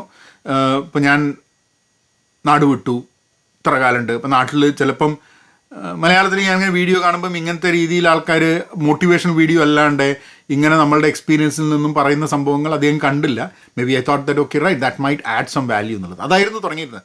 മാത്രമല്ല വേറൊരു സംഭവമുണ്ട്, നമ്മൾ ഇങ്ങനെയൊക്കെ വീഡിയോ ഒക്കെ ചെയ്ത് ആൾക്കാർ നമ്മളെ അറിഞ്ഞു കഴിഞ്ഞിട്ടുണ്ടെങ്കിൽ നമ്മളെ ഇങ്ങനത്തെ ഒരു രീതിയിൽ you will identify, I will be able to kind of identify. കാരണം ഇതിൻ്റെ ഒരു വലിയൊരു മെച്ചം എനിക്ക് ഉണ്ടായിട്ടുള്ളതെന്ന് പറഞ്ഞു കഴിഞ്ഞാൽ ഐ ഡു ടോക്സ്. ഇപ്പം കമ്പനികൾ അതേമാതിരി സ്കൂളുകളിൽ കോളേജുകളിൽ ഒക്കെ തന്നെ അവർ വിളിച്ചിട്ട് അവർക്ക് സൂമിൽ I do talk on agile and many other things, ഇടയ്ക്ക് കമ്മ്യൂണിക്കേഷൻ അങ്ങനത്തെ കാര്യങ്ങളൊക്കെ. അപ്പോൾ എന്തെങ്കിലും സ്പെസിഫിക് ആയിട്ടുള്ള സാധനം ഉണ്ടെങ്കിൽ നമ്മളൊരു ക്ലാസ് എടുക്കുന്ന പോലെ. And I don't do it free, I charge for it. അപ്പം സ്വാഭാവികമായിട്ടും ഒരു റവന്യൂ വരാനുള്ളൊരു സംഭവം കൂടെ ആയിട്ടുണ്ട് എന്നുള്ള. അതിനെ കുറച്ച് കഴിയുമ്പോൾ നമ്മൾ ഈ റീഡിഫൈൻ ചെയ്യും ഈ വൈ എന്നുള്ളത്. ഒരു കാര്യം തുടങ്ങുമ്പോൾ ആ വൈ എന്തായിരുന്നു എന്നുള്ള മാതിരി ആയിരിക്കില്ല. കുറേ കഴിഞ്ഞിട്ട് നമ്മൾ ആ വൈ വീണ്ടും ചോദിക്കുന്ന സമയത്ത് നമ്മളുടെ ആ വൈ മാറും. എന്തിന് എന്നുള്ള ആ ചോദ്യത്തിനുള്ള ഉത്തരം ഒരു കാര്യം ചെയ്ത് കുറേ കഴിഞ്ഞിട്ടുണ്ടെങ്കിൽ അതിന് മാറാൻ സാധ്യതയുണ്ടെന്നുള്ളത്. ഇതൊക്കെയാണ് ആ പുസ്തകത്തിൽ നിന്നുള്ളതാണ് എൻ്റെ ഒരു പണ്ട് വായിച്ചതിൻ്റെ ഒരു പരിമിത ഓർമ്മയിൽ എനിക്ക് വരുന്നൊരു സംഭവം. ബട്ട് ഐ തിങ്ക് അത് ഇത്രയും പറഞ്ഞു കഴിഞ്ഞപ്പോഴാണ് I think I need to read that book once more some time soon. അപ്പം അത് വായിച്ചിട്ട് റിവ്യൂ ഉണ്ടെങ്കിൽ തീർച്ചയായിട്ടും ഞാനത് ഇതാക്കാം. അടുത്ത ചോദ്യം, ഓഫീസ് ബുള്ളിങ്ങിനെ പറ്റിയിട്ട് ഒരു വീഡിയോ ചെയ്യണം. അതായത് racism, body shaming, cultural racism, stereo typing, ചില രാജ്യങ്ങളെ സ്റ്റീരിയോ ടൈപ്പ് ചെയ്യുക, കൾച്ചറൽ സുപ്പീരിയോറിറ്റി, അങ്ങനെ കുറേ കാര്യങ്ങളുണ്ട്. എക്കണോമിക്, സോഷ്യൽ ബയസ്, അങ്ങനെ സംഭവം, റിലീജിയസ് ഡിസ്ക്രിമിനേഷൻ. അതിനെപ്പറ്റി വീഡിയോ ചെയ്യണം എന്നുള്ള ഒരു ചോദ്യമായിരുന്നു, പറ്റുമോ എന്നുള്ളത്. How can companies improve psychological safety? Actually psychological സേഫ്റ്റിയെക്കുറിച്ച് ഞാനൊരു വീഡിയോ ചെയ്തിട്ടുണ്ടായിരുന്നു. എനിക്ക് തോന്നുന്നത് 2 വീഡിയോ മുമ്പെയോ ഒരു വീഡിയോ മുമ്പേറ്റാണ്. വളരെ കുറവ് ആൾക്കാർ അത് കണ്ടിട്ടുള്ളൂ. ചിലപ്പം അത് സൈക്കോളജിക്കൽ സേഫ്റ്റി എന്നുള്ളത് തോന്നിയതുകൊണ്ടാണോ, കാരണം ഞാനതിൽ മലയാളത്തിലേക്ക് ആക്കാൻ നോക്കി. അതായത് ജോലി സ്ഥലത്തെ സുരക്ഷ, മാനസിക സുരക്ഷ എന്നുള്ളത്. അപ്പോൾ ആൾക്കാർക്ക് ചിലപ്പോൾ മലയാളത്തിൽ 4 stages ഓഫ് സൈക്കോളജിക്കൽ സേഫ്റ്റി എന്നിട്ട് ടിമത്തി അല്ല, ലാസ്റ്റ് നെയിം എനിക്ക് ഓർമ്മയില്ല, ടിം, ആ വീഡിയോയിൽ ഡീറ്റെയിൽഡായി കൊടുത്തിട്ടുണ്ട്. അപ്പം 4 stages ഓഫ് സൈക്കോളജിക്കൽ സേഫ്റ്റി എന്ന് പറഞ്ഞിട്ടുള്ളൊരു സംഭവം ആ വീഡിയോ നോക്കിക്കഴിഞ്ഞിട്ടുണ്ടെങ്കിൽ അതിൽ I'm touching on some of those things. പക്ഷെ നമ്മളൊക്കെ വളരെ ഡിഫറെൻ്റാണ്. നമ്മളൊരു ജോലി സ്ഥലത്തേക്ക് പോകുന്ന സമയത്ത് നമ്മൾ ഭാഷ കൊണ്ട്, നമ്മളുടെ ഭക്ഷണം കൊണ്ട്, നമ്മളെ വേഷം കൊണ്ട് ഒക്കെ തന്നെ നമ്മൾ പലപ്പോഴും യൂണിഫോമിറ്റി പറ്റിക്കൊള്ളണമെന്നില്ല. ഒരേപോലെ സംസാരിക്കുക, ഒരേപോലെ ചിന്തിക്കുക. ഇപ്പം വളരെ ഇമ്പോർട്ടൻ്റ് ആയിട്ടുള്ളൊരു പുസ്തകം, I talk about it sometimes, culture map എന്ന് പറഞ്ഞിട്ട് എറിൻ മയേഴ്സിൻ്റെ ഒരു പുസ്തകമുണ്ട്.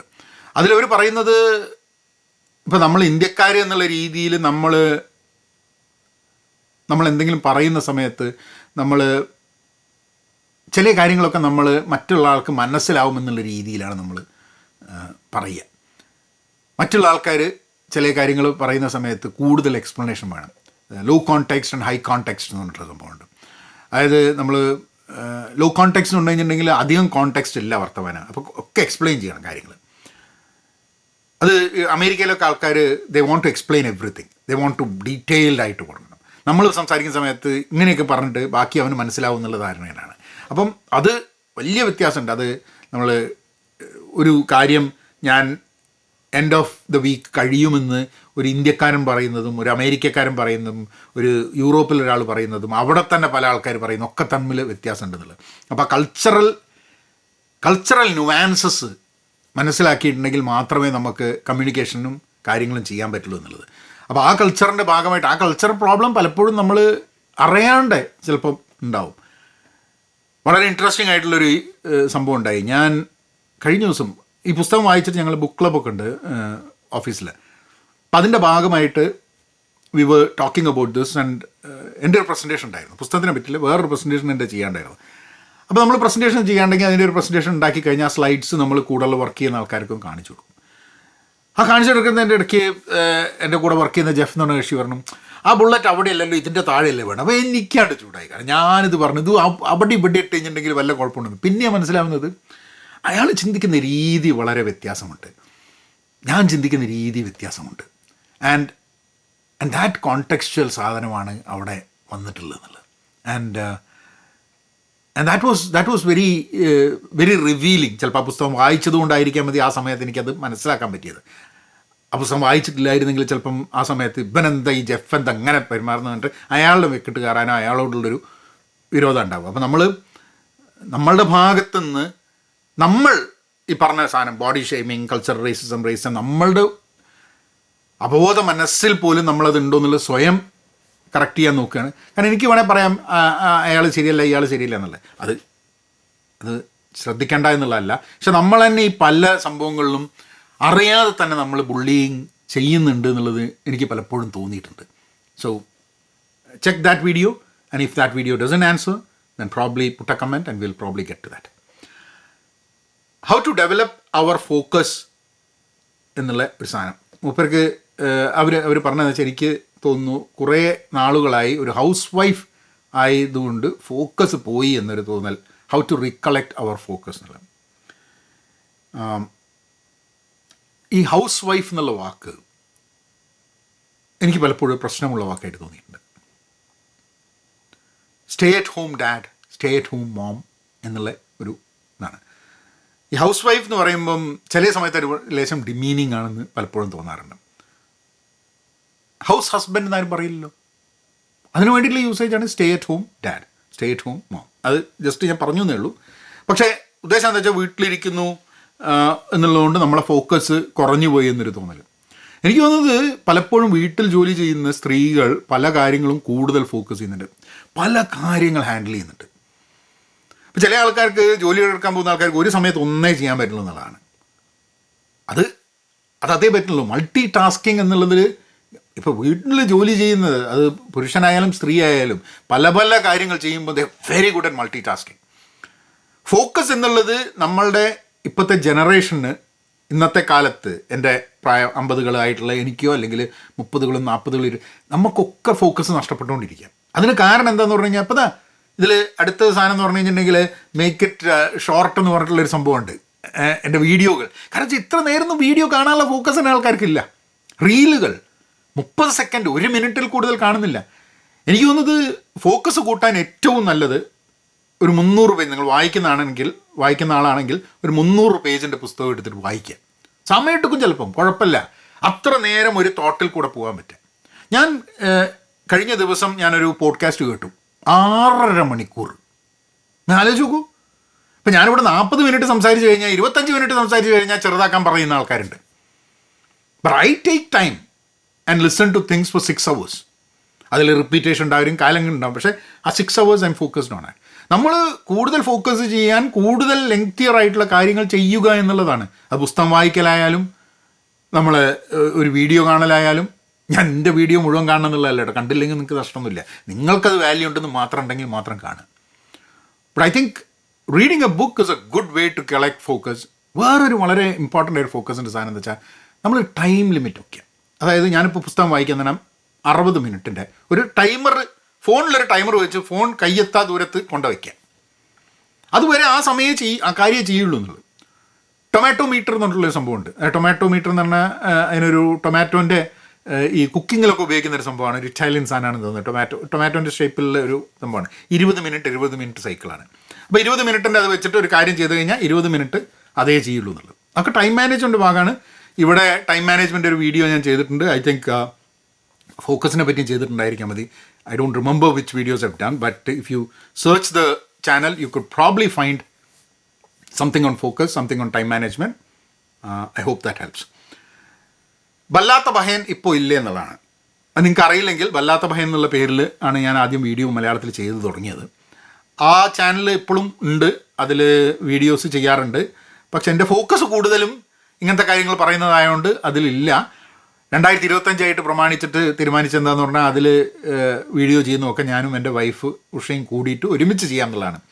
കാരണം എല്ലായിടത്തും എന്നെ കണ്ടിട്ട് നാട്ടുകാർക്ക് ഭയങ്കര ബോറടിയാണ്. മാത്രമല്ല പഹയൻ മീഡിയ എന്നുള്ള ചാനലിൽ on popular demand people are asking that we both do videos.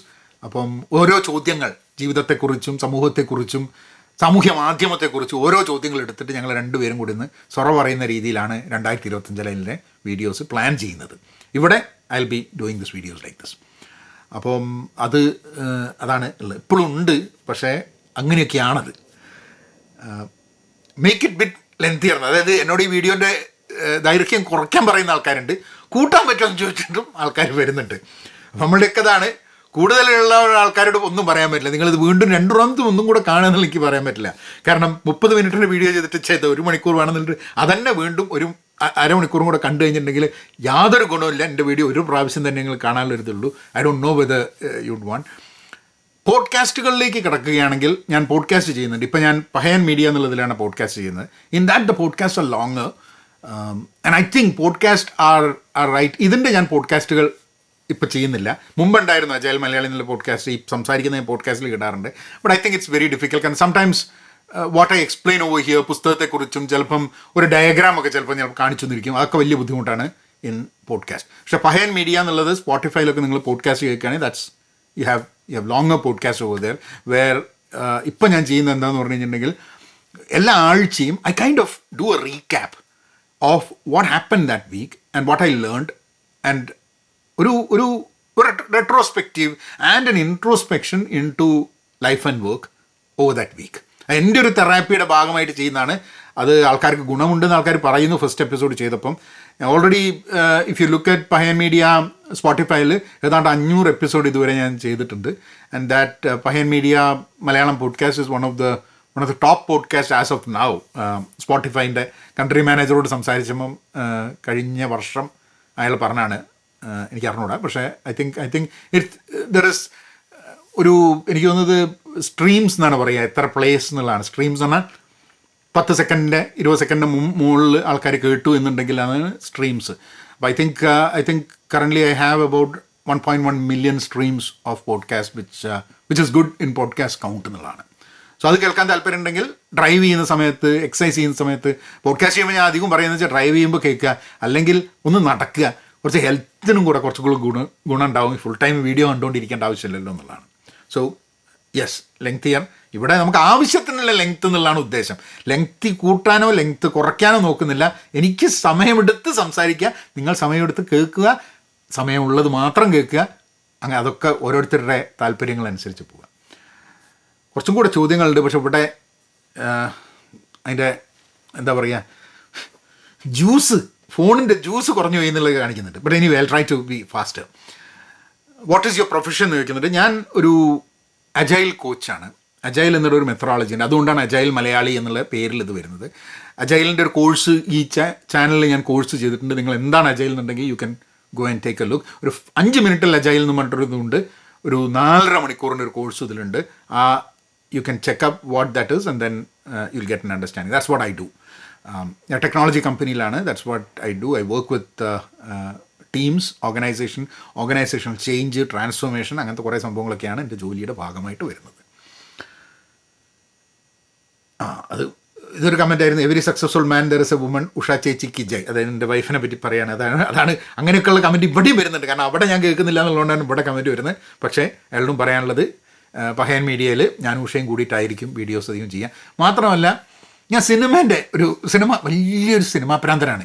അപ്പോൾ ഞാൻ സിനിമ മലയാളി എന്നിട്ടുള്ള ചാനലുണ്ട്. അവിടെ ഞാൻ ഒറ്റയ്ക്കാണ് പറയുന്നത്, ഒറ്റയ്ക്കാണ്. അപ്പോൾ ഞാൻ ഉഷയും കൂടിയിട്ട് തന്നെ സിനിമകളെ കുറിച്ചിട്ടുള്ള വിലയിരുത്തലല്ല എനിക്ക് സിനിമേനെ വിലയിരുത്തി നല്ലതോ ചീത്തയോ എന്ന് പറയാനില്ല. എനിക്ക് എല്ലാ സിനിമയും കാണുന്നതൊക്കെ ഇഷ്ടമാണ്. കാരണം വെച്ചാൽ ഇഷ്ടപ്പെടാത്ത സിനിമ ഞാൻ 10 മിനിറ്റിൽ കൂടെ കാണില്ല. എനിക്ക് ഇഷ്ടമുള്ള സിനിമ മാത്രം ഞാൻ കണ്ടാൽ പോരെ. ഇഷ്ടപ്പെട്ട സിനിമയെ പറ്റി മാത്രം പറഞ്ഞാൽ പോരെ. ഇഷ്ടപ്പെടാത്ത സിനിമയെ പറ്റി വീണ്ടും പറഞ്ഞിട്ട് സമയം കളയേണ്ട ആവശ്യമില്ലല്ലോ. അപ്പം സിനിമ മലയാളിയിൽ എനിക്ക് ഇഷ്ടപ്പെട്ട സിനിമകളെക്കുറിച്ചാണ് എല്ലാം പറയുക. കാണുന്ന സിനിമയൊക്കെ ഒരുവിധം ഇഷ്ടപ്പെടുകയും ചെയ്യും. മറ്റ് റിവ്യൂവേഴ്സിനെ പോലെ അല്ല എന്നുള്ളതാണ് പറയാൻ. അങ്ങനെ ചെയ്തിട്ടുണ്ട് കേട്ടോ, ഇല്ല എന്നല്ല. എനിക്ക് ഉത്കണ്ഠ ഒരു അസുഖമാണ്, ആങ്സൈറ്റി. അത് വരാതിരിക്കാനും മാനസിക ആരോഗ്യത്തിനെക്കുറിച്ചും ഒരു വീഡിയോ ചെയ്യുമ്പോൾ ഞാനൊരു ട്രെയിൻഡ് സൈക്കോളജിസ്റ്റ് അല്ല, പക്ഷേ ആങ്സൈറ്റി എനിക്കുണ്ട്. ഞാൻ ഹെൽപ്പ് നേടുകയാണ് പതിവ്.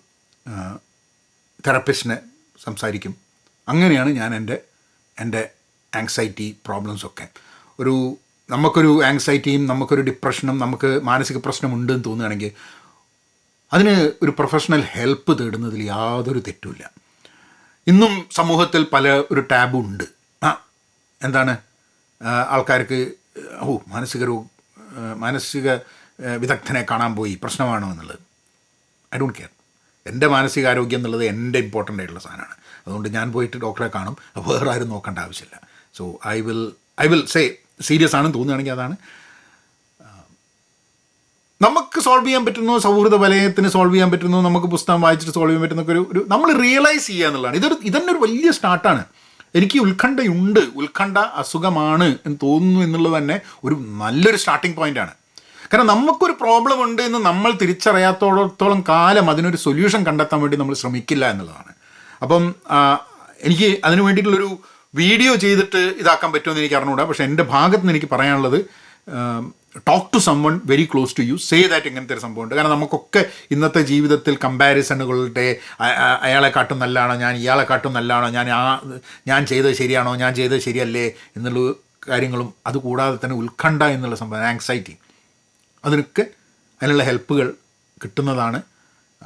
ഞാനായിട്ട് ഒരു സൈക്കോളജി എക്സ്പേർട്ട് അല്ലാത്തതുകൊണ്ട് വായിച്ച ചില കാര്യങ്ങളെപ്പറ്റി ഞാൻ പറയുമെന്നുള്ളതല്ലാണ്ട് ഒരു മെഡിക്കൽ അഡ്വൈസ് ആ കാര്യത്തിൽ എനിക്ക് തരാൻ പറ്റില്ല എന്നുള്ളതാണ്. അത് എൻ്റെ ഒരു പരിമിതിയാണ്. അടുത്തത്, it will be beneficial if you add all the points U discuss the end. അതായത് ഈ പറഞ്ഞ കാര്യങ്ങളൊക്കെ അവസാനം ഒരു പോയിൻ്റായി ഇട്ട് കഴിഞ്ഞാൽ സൗകര്യമായിരിക്കുന്നുള്ളത്. അത് ഞാൻ ചെയ്യാത്തത് എനിക്ക് സൗകര്യക്കേടുള്ളതുകൊണ്ടാണ്. കാരണം ഒന്നുമല്ല, എനിക്ക് കൂടുതൽ സമയം ചിലവാക്കിയിട്ട് വേണം ഇതിൻ്റെയൊക്കെ പോയിന്റുകൾ എടുക്കാൻ. പിന്നെ അങ്ങനെ പോയിന്റുകൾ എഴുതിയിട്ടല്ല ഞാൻ പലപ്പോഴും പല കാര്യങ്ങളും പറയുന്നത്. ആ സമയത്ത് എനിക്ക് തോന്നുന്ന രീതിയിൽ വളരെ ഓപ്പണായിട്ട് പ്രിപ്പറേഷൻ ഒന്നും ഇല്ലാണ്ടാണ് ഞാൻ പല കാര്യങ്ങളും പറയുന്നത്. അത് കഴിഞ്ഞിട്ട് ഇതിൻ്റെയൊക്കെ പോയിൻ്റ് ആക്കണമെന്നുണ്ടെങ്കിൽ ഈ വീഡിയോ ഞാനും കൂടെ കേട്ട് അതിൻ്റെ പോയിന്റുകളൊക്കെ എടുത്തുണ്ടാക്കണം. അതെൻ്റെ ഇപ്പോഴത്തെ ഒരു വളരെ ഇത്ര തന്നെ സമയം ഞാൻ കണ്ടെത്തുന്നത് എൻ്റെ ഒരു താല്പര്യം കൊണ്ടാണ്. ഫുൾ ടൈം ജോലിയും പിന്നെ മറ്റുള്ള എല്ലാവിധ തിരക്കിൻ്റെ ഇടയിൽ ഇതന്നെ നമുക്ക് കണ്ടെത്താൻ വേണ്ടിയിട്ടാണ്. നമ്മുടെ ഒരു അസൗകര്യം ഉള്ളത് കൊണ്ടാണ് അങ്ങനത്തെ ഒരു പോയിന്റുകൾ ഇടാത്തത്. പക്ഷേ ചില ആൾക്കാർ ഇവിടെ I want to thank them. ചില ആൾക്കാർ വീഡിയോസ് കണ്ടിട്ട് അതിൻ്റെ മെയിൻ പോയിൻറ്റ്സ് എടുത്ത് കമൻ്റ് ഇടുന്നുണ്ട്. I really appreciate that. അത് ഒരു കൊളാബറേഷൻ്റെയും ഒരു ആൾട്രൂയിസ്റ്റിക് ബിഹേവിയറാണ്. അതായത് എനിക്ക് കാര്യങ്ങൾ മനസ്സിലാക്കി ഞാനത് 10 പോയിൻറ്റും കൂടെ ഇട്ട് കഴിഞ്ഞിട്ടുണ്ടെങ്കിൽ അത് വായിക്കുന്ന ആൾക്കാർക്ക് ഒരു ഗുണം ഉണ്ടാകുന്നത്. അങ്ങനെ you are free to do it. എനിക്ക് സമയമില്ലാത്തതുകൊണ്ട് ചെയ്യാൻ പറ്റാത്തതാണ്. ഓക്കെ, അവസാനത്തെ ഒരു കമൻറ്റിലെത്തി. Probably very similar to my career life, both of us living in city, finding life by jobs. Purpose of life എന്നുള്ളതിനെ കുറിച്ച് ചില പുസ്തകങ്ങൾ എവിടെയോ പർപ്പസ് ഓഫ് ലൈഫിനെ കുറിച്ച് ഞാൻ സംസാരിച്ചിട്ടുണ്ട്. അത് പഹയൻ മീഡിയ എന്നുള്ള പോഡ്കാസ്റ്റിലാണോ അതോ ആ ചാനലിലാണോ അല്ല എവിടെ തന്നെയാണെന്ന് എനിക്ക് അറിഞ്ഞൂടാ. ഒരു പേർപ്പസ് ഓഫ് ലൈഫ് എങ്ങനെ കണ്ടെത്താമെന്നോ what is the real purpose in life എന്നുള്ള രീതിയിലൊക്കെ ഞാൻ പറഞ്ഞിട്ടുണ്ട്. എനിക്ക് അറിഞ്ഞൂടാ. ചില പുസ്തകങ്ങളുണ്ടോയെന്ന് ചോദിച്ചു കഴിഞ്ഞിട്ടുണ്ടെങ്കിൽ എനിക്കിപ്പോൾ പെട്ടെന്നില്ല ഓർമ്മയില്ല. ഇപ്പോൾ സ്റ്റാർട്ട് വിത്ത് വൈ എന്നുള്ള സൈമൺ സിനിക്കിൻ്റെ പുസ്തകം actually is about finding A purpose. അത് ലൈഫ് പേർപ്പസ് എന്നുള്ള രീതിയിലല്ല, അത് കോർപ്പറേറ്റ് സെഗ്മെൻ്റ് ആയിട്ടും നമ്മളുടെ പ്രൊഫഷണൽ ലൈഫായിട്ടും പേഴ്സണൽ ലൈഫൊക്കെ ആയിട്ട് ബന്ധപ്പെട്ടുള്ള സാധനമാണ്. എന്തിനെന്നുള്ളൊരു ചോദ്യം ഉണ്ടല്ലോ, ആ ചോദ്യം കണ്ടെത്താൻ വേണ്ടിയിട്ടുള്ള ശ്രമം. പർപ്പസ് നമുക്കൊക്കെ ജീവിതത്തിൽ ആവശ്യമുണ്ട്. എനിക്കൊക്കെ ഒരു പർപ്പസ് ലെസ്നെസ് ഇടയ്ക്ക് തോന്നാറുണ്ട്. എൻ്റെ ജീവിതത്തിൻ്റെ ഒരു അർത്ഥമില്ലായ്മ തോന്നാറുണ്ട് ഇടയ്ക്ക്, മീനിങ് ഇല്ലായ്മ. അത് ആ സമയത്ത് നമ്മൾ എന്താണെന്ന് പറഞ്ഞാൽ നമ്മൾ കണ്ടെത്താൻ വേണ്ടി ശ്രമിക്കണം. ഈ ചോദ്യങ്ങൾ ചോദിക്കുകയാണ്. ഈ വീഡിയോ ചെയ്തതുകൊണ്ട് എന്താണ് ഗുണം, എനിക്കെന്താ ഗുണം, മറ്റുള്ളവർക്ക് എന്താ ഗുണം എന്നുള്ളതാണ്. ദർ ഇസ് ഓൾവേസ് എനിക്ക് മാത്രം ഗുണമുണ്ടായിട്ടോ മറ്റുള്ളവർക്ക് മാത്രം ഗുണമുണ്ടായിട്ടോ ഒരു സംഭവം ഉണ്ടാവില്ല. ഗുണമുണ്ടാകുമ്പോൾ എനിക്കും മറ്റുള്ളവർക്കും ഒക്കെ ഉണ്ടാവണം, നമ്മളൊരു സൊസൈറ്റീൻ്റെ ഭാഗമാകുമ്പോൾ.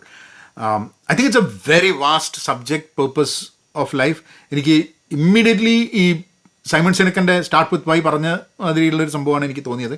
ഇക്കിഗായ് എന്നുള്ള പുസ്തകം വളരെ ഫേമസ് ആയിട്ട് വരുന്ന സാധനമാണ്, ഞാൻ വായിച്ചിട്ടുണ്ട്. പക്ഷേ എനിക്ക് ikigai how practical it is എന്നുള്ളത് പലപ്പോഴും ക്വസ്റ്റ്യൻ ആയിട്ട് വന്നിട്ടുണ്ട്. May be it is useful. എല്ലാ പുസ്തകങ്ങളും എല്ലാ ആൾക്കാർക്കും യൂസ്ഫുൾ ആയിക്കൊള്ളണം എന്നില്ല. എനിക്ക് വളരെ കൃത്യമായിട്ട് ഇന്നത് ചെയ്യൂ, ഈ 5 സ്റ്റെപ്പ് ചെയ്ത് കഴിഞ്ഞാൽ രക്ഷപ്പെടും എന്നൊക്കെ പറഞ്ഞു കഴിഞ്ഞാൽ എനിക്ക് വലിയ ബുദ്ധിമുട്ടാണ്. 5 സ്റ്റെപ്പ് ചെയ്ത് കഴിഞ്ഞാൽ രക്ഷപ്പെട്ടോളണമെന്നൊന്നുമില്ല. അപ്പോൾ നമ്മളേതായിട്ട് നമ്മളുടെ സ്പീഡിൽ നമുക്ക് കാര്യങ്ങൾ മനസ്സിലാക്കി മുന്നോട്ട് പോകാം എന്നുള്ളതാണ്. There are many books. I would suggest that you read the books or you can search Pahayan media Malayalam podcast സ്പോട്ടിഫൈയിലോ, അല്ലെങ്കിൽ maybe you can even search pen positive എന്ന് പറഞ്ഞിട്ടുള്ളൊരു ഇംഗ്ലീഷ് ഒരു ചാനലുണ്ട്. You can check up on that. I think എവിടെയോ purpose of life, കാരണം വെച്ചാൽ നമുക്ക് ഈ പർപ്പസ് ജീവിതത്തിൻ്റെ ഉദ്ദേശം എന്താണ് എന്നുള്ളത് മനസ്സിലാവാത്തതിൻ്റെ ചില പ്രശ്നങ്ങൾ, അതിൻ്റെ ഒരു അസ്ഖിത ഉള്ള കൂട്ടത്തിലാണ് എനിക്കും. അപ്പോൾ ഇടയ്ക്ക് ഒന്നിൽ കൂടുതൽ ഈ സംഭവത്തിൻ്റെ മുകളിൽ ഇംഗ്ലീഷിലും മലയാളത്തിലൊക്കെ ആയിട്ട് ചെയ്തിട്ടുണ്ടാകുന്നു. എൻ്റെ ചാനലുകളുടെ ഒക്കെ ഞാൻ ഡിസ്ക്രിപ്ഷനിലുണ്ട്. So you can take a look at one of those, search for purpose and maybe there is a video, but you will find tons of video online. പക്ഷേ ആൾക്കാർക്കൊക്കെ എന്ത് വേണം പറയാം നമ്മളെ ജീവിതത്തിൻ്റെ ലക്ഷ്യത്തെക്കുറിച്ച്, പക്ഷേ ലക്ഷ്യം കണ്ടെത്തേണ്ടത് നമ്മളാണ്. അപ്പോൾ നമ്മൾ ഇൻട്രോസ്പെക്റ്റ് ചെയ്തിട്ട് നമ്മളുടെ ജീവിതത്തെക്കുറിച്ച് നമ്മൾ തന്നെ സ്വയം മനസ്സിലാക്കാൻ വേണ്ടി ശ്രമിക്കുന്ന വഴിയാണ് നമ്മളുടെ ജീവിതത്തിൻ്റെ അർത്ഥവും ലക്ഷ്യങ്ങളും ഒക്കെ നമുക്ക് മനസ്സിലാക്കാൻ പറ്റുക എന്നുള്ളതാണ് എനിക്ക് തോന്നുന്നത്. So I thought I want to wish you all a happy new year, a prosperous new year, a new year of purpose and health, wealth and prosperity. അപ്പം അടുത്ത വീഡിയോസായിട്ട് വരിക. ഇത്രയും നേരം കേട്ടു. ചാനൽ സബ്സ്ക്രൈബ് ചെയ്തിട്ടില്ലെങ്കിൽ സബ്സ്ക്രൈബ് ചെയ്യുക. മാത്രമല്ല ഇത് ആൾക്കാർക്ക് സഹായകമാവുകയാണെങ്കിൽ മാത്രം I want to also know is ഇങ്ങനത്തെ ഒരു ഫോർമാറ്റ് ഇടയ്ക്ക് എല്ലാ വീഡിയോയിലും ഇതിൻ്റെ ഇങ്ങനത്തെ ഒരു ഫോർമാറ്റ് എടുത്തു കഴിഞ്ഞാൽ ഇതില്ല. അപ്പോൾ ചിലപ്പം I can collect some of these questions, ചോദ്യങ്ങൾ, ഇങ്ങനത്തെ സാധനങ്ങൾ എടുത്തിട്ട് ഇങ്ങനത്തെ ഒരു episode once in a while ചെയ്യാം എന്നുള്ളതാണ്. So thank you for listening. Appreciate all your love and wish you all great new year ahead. എന്നാൽ പിന്നെ അങ്ങനെയാക്കാം.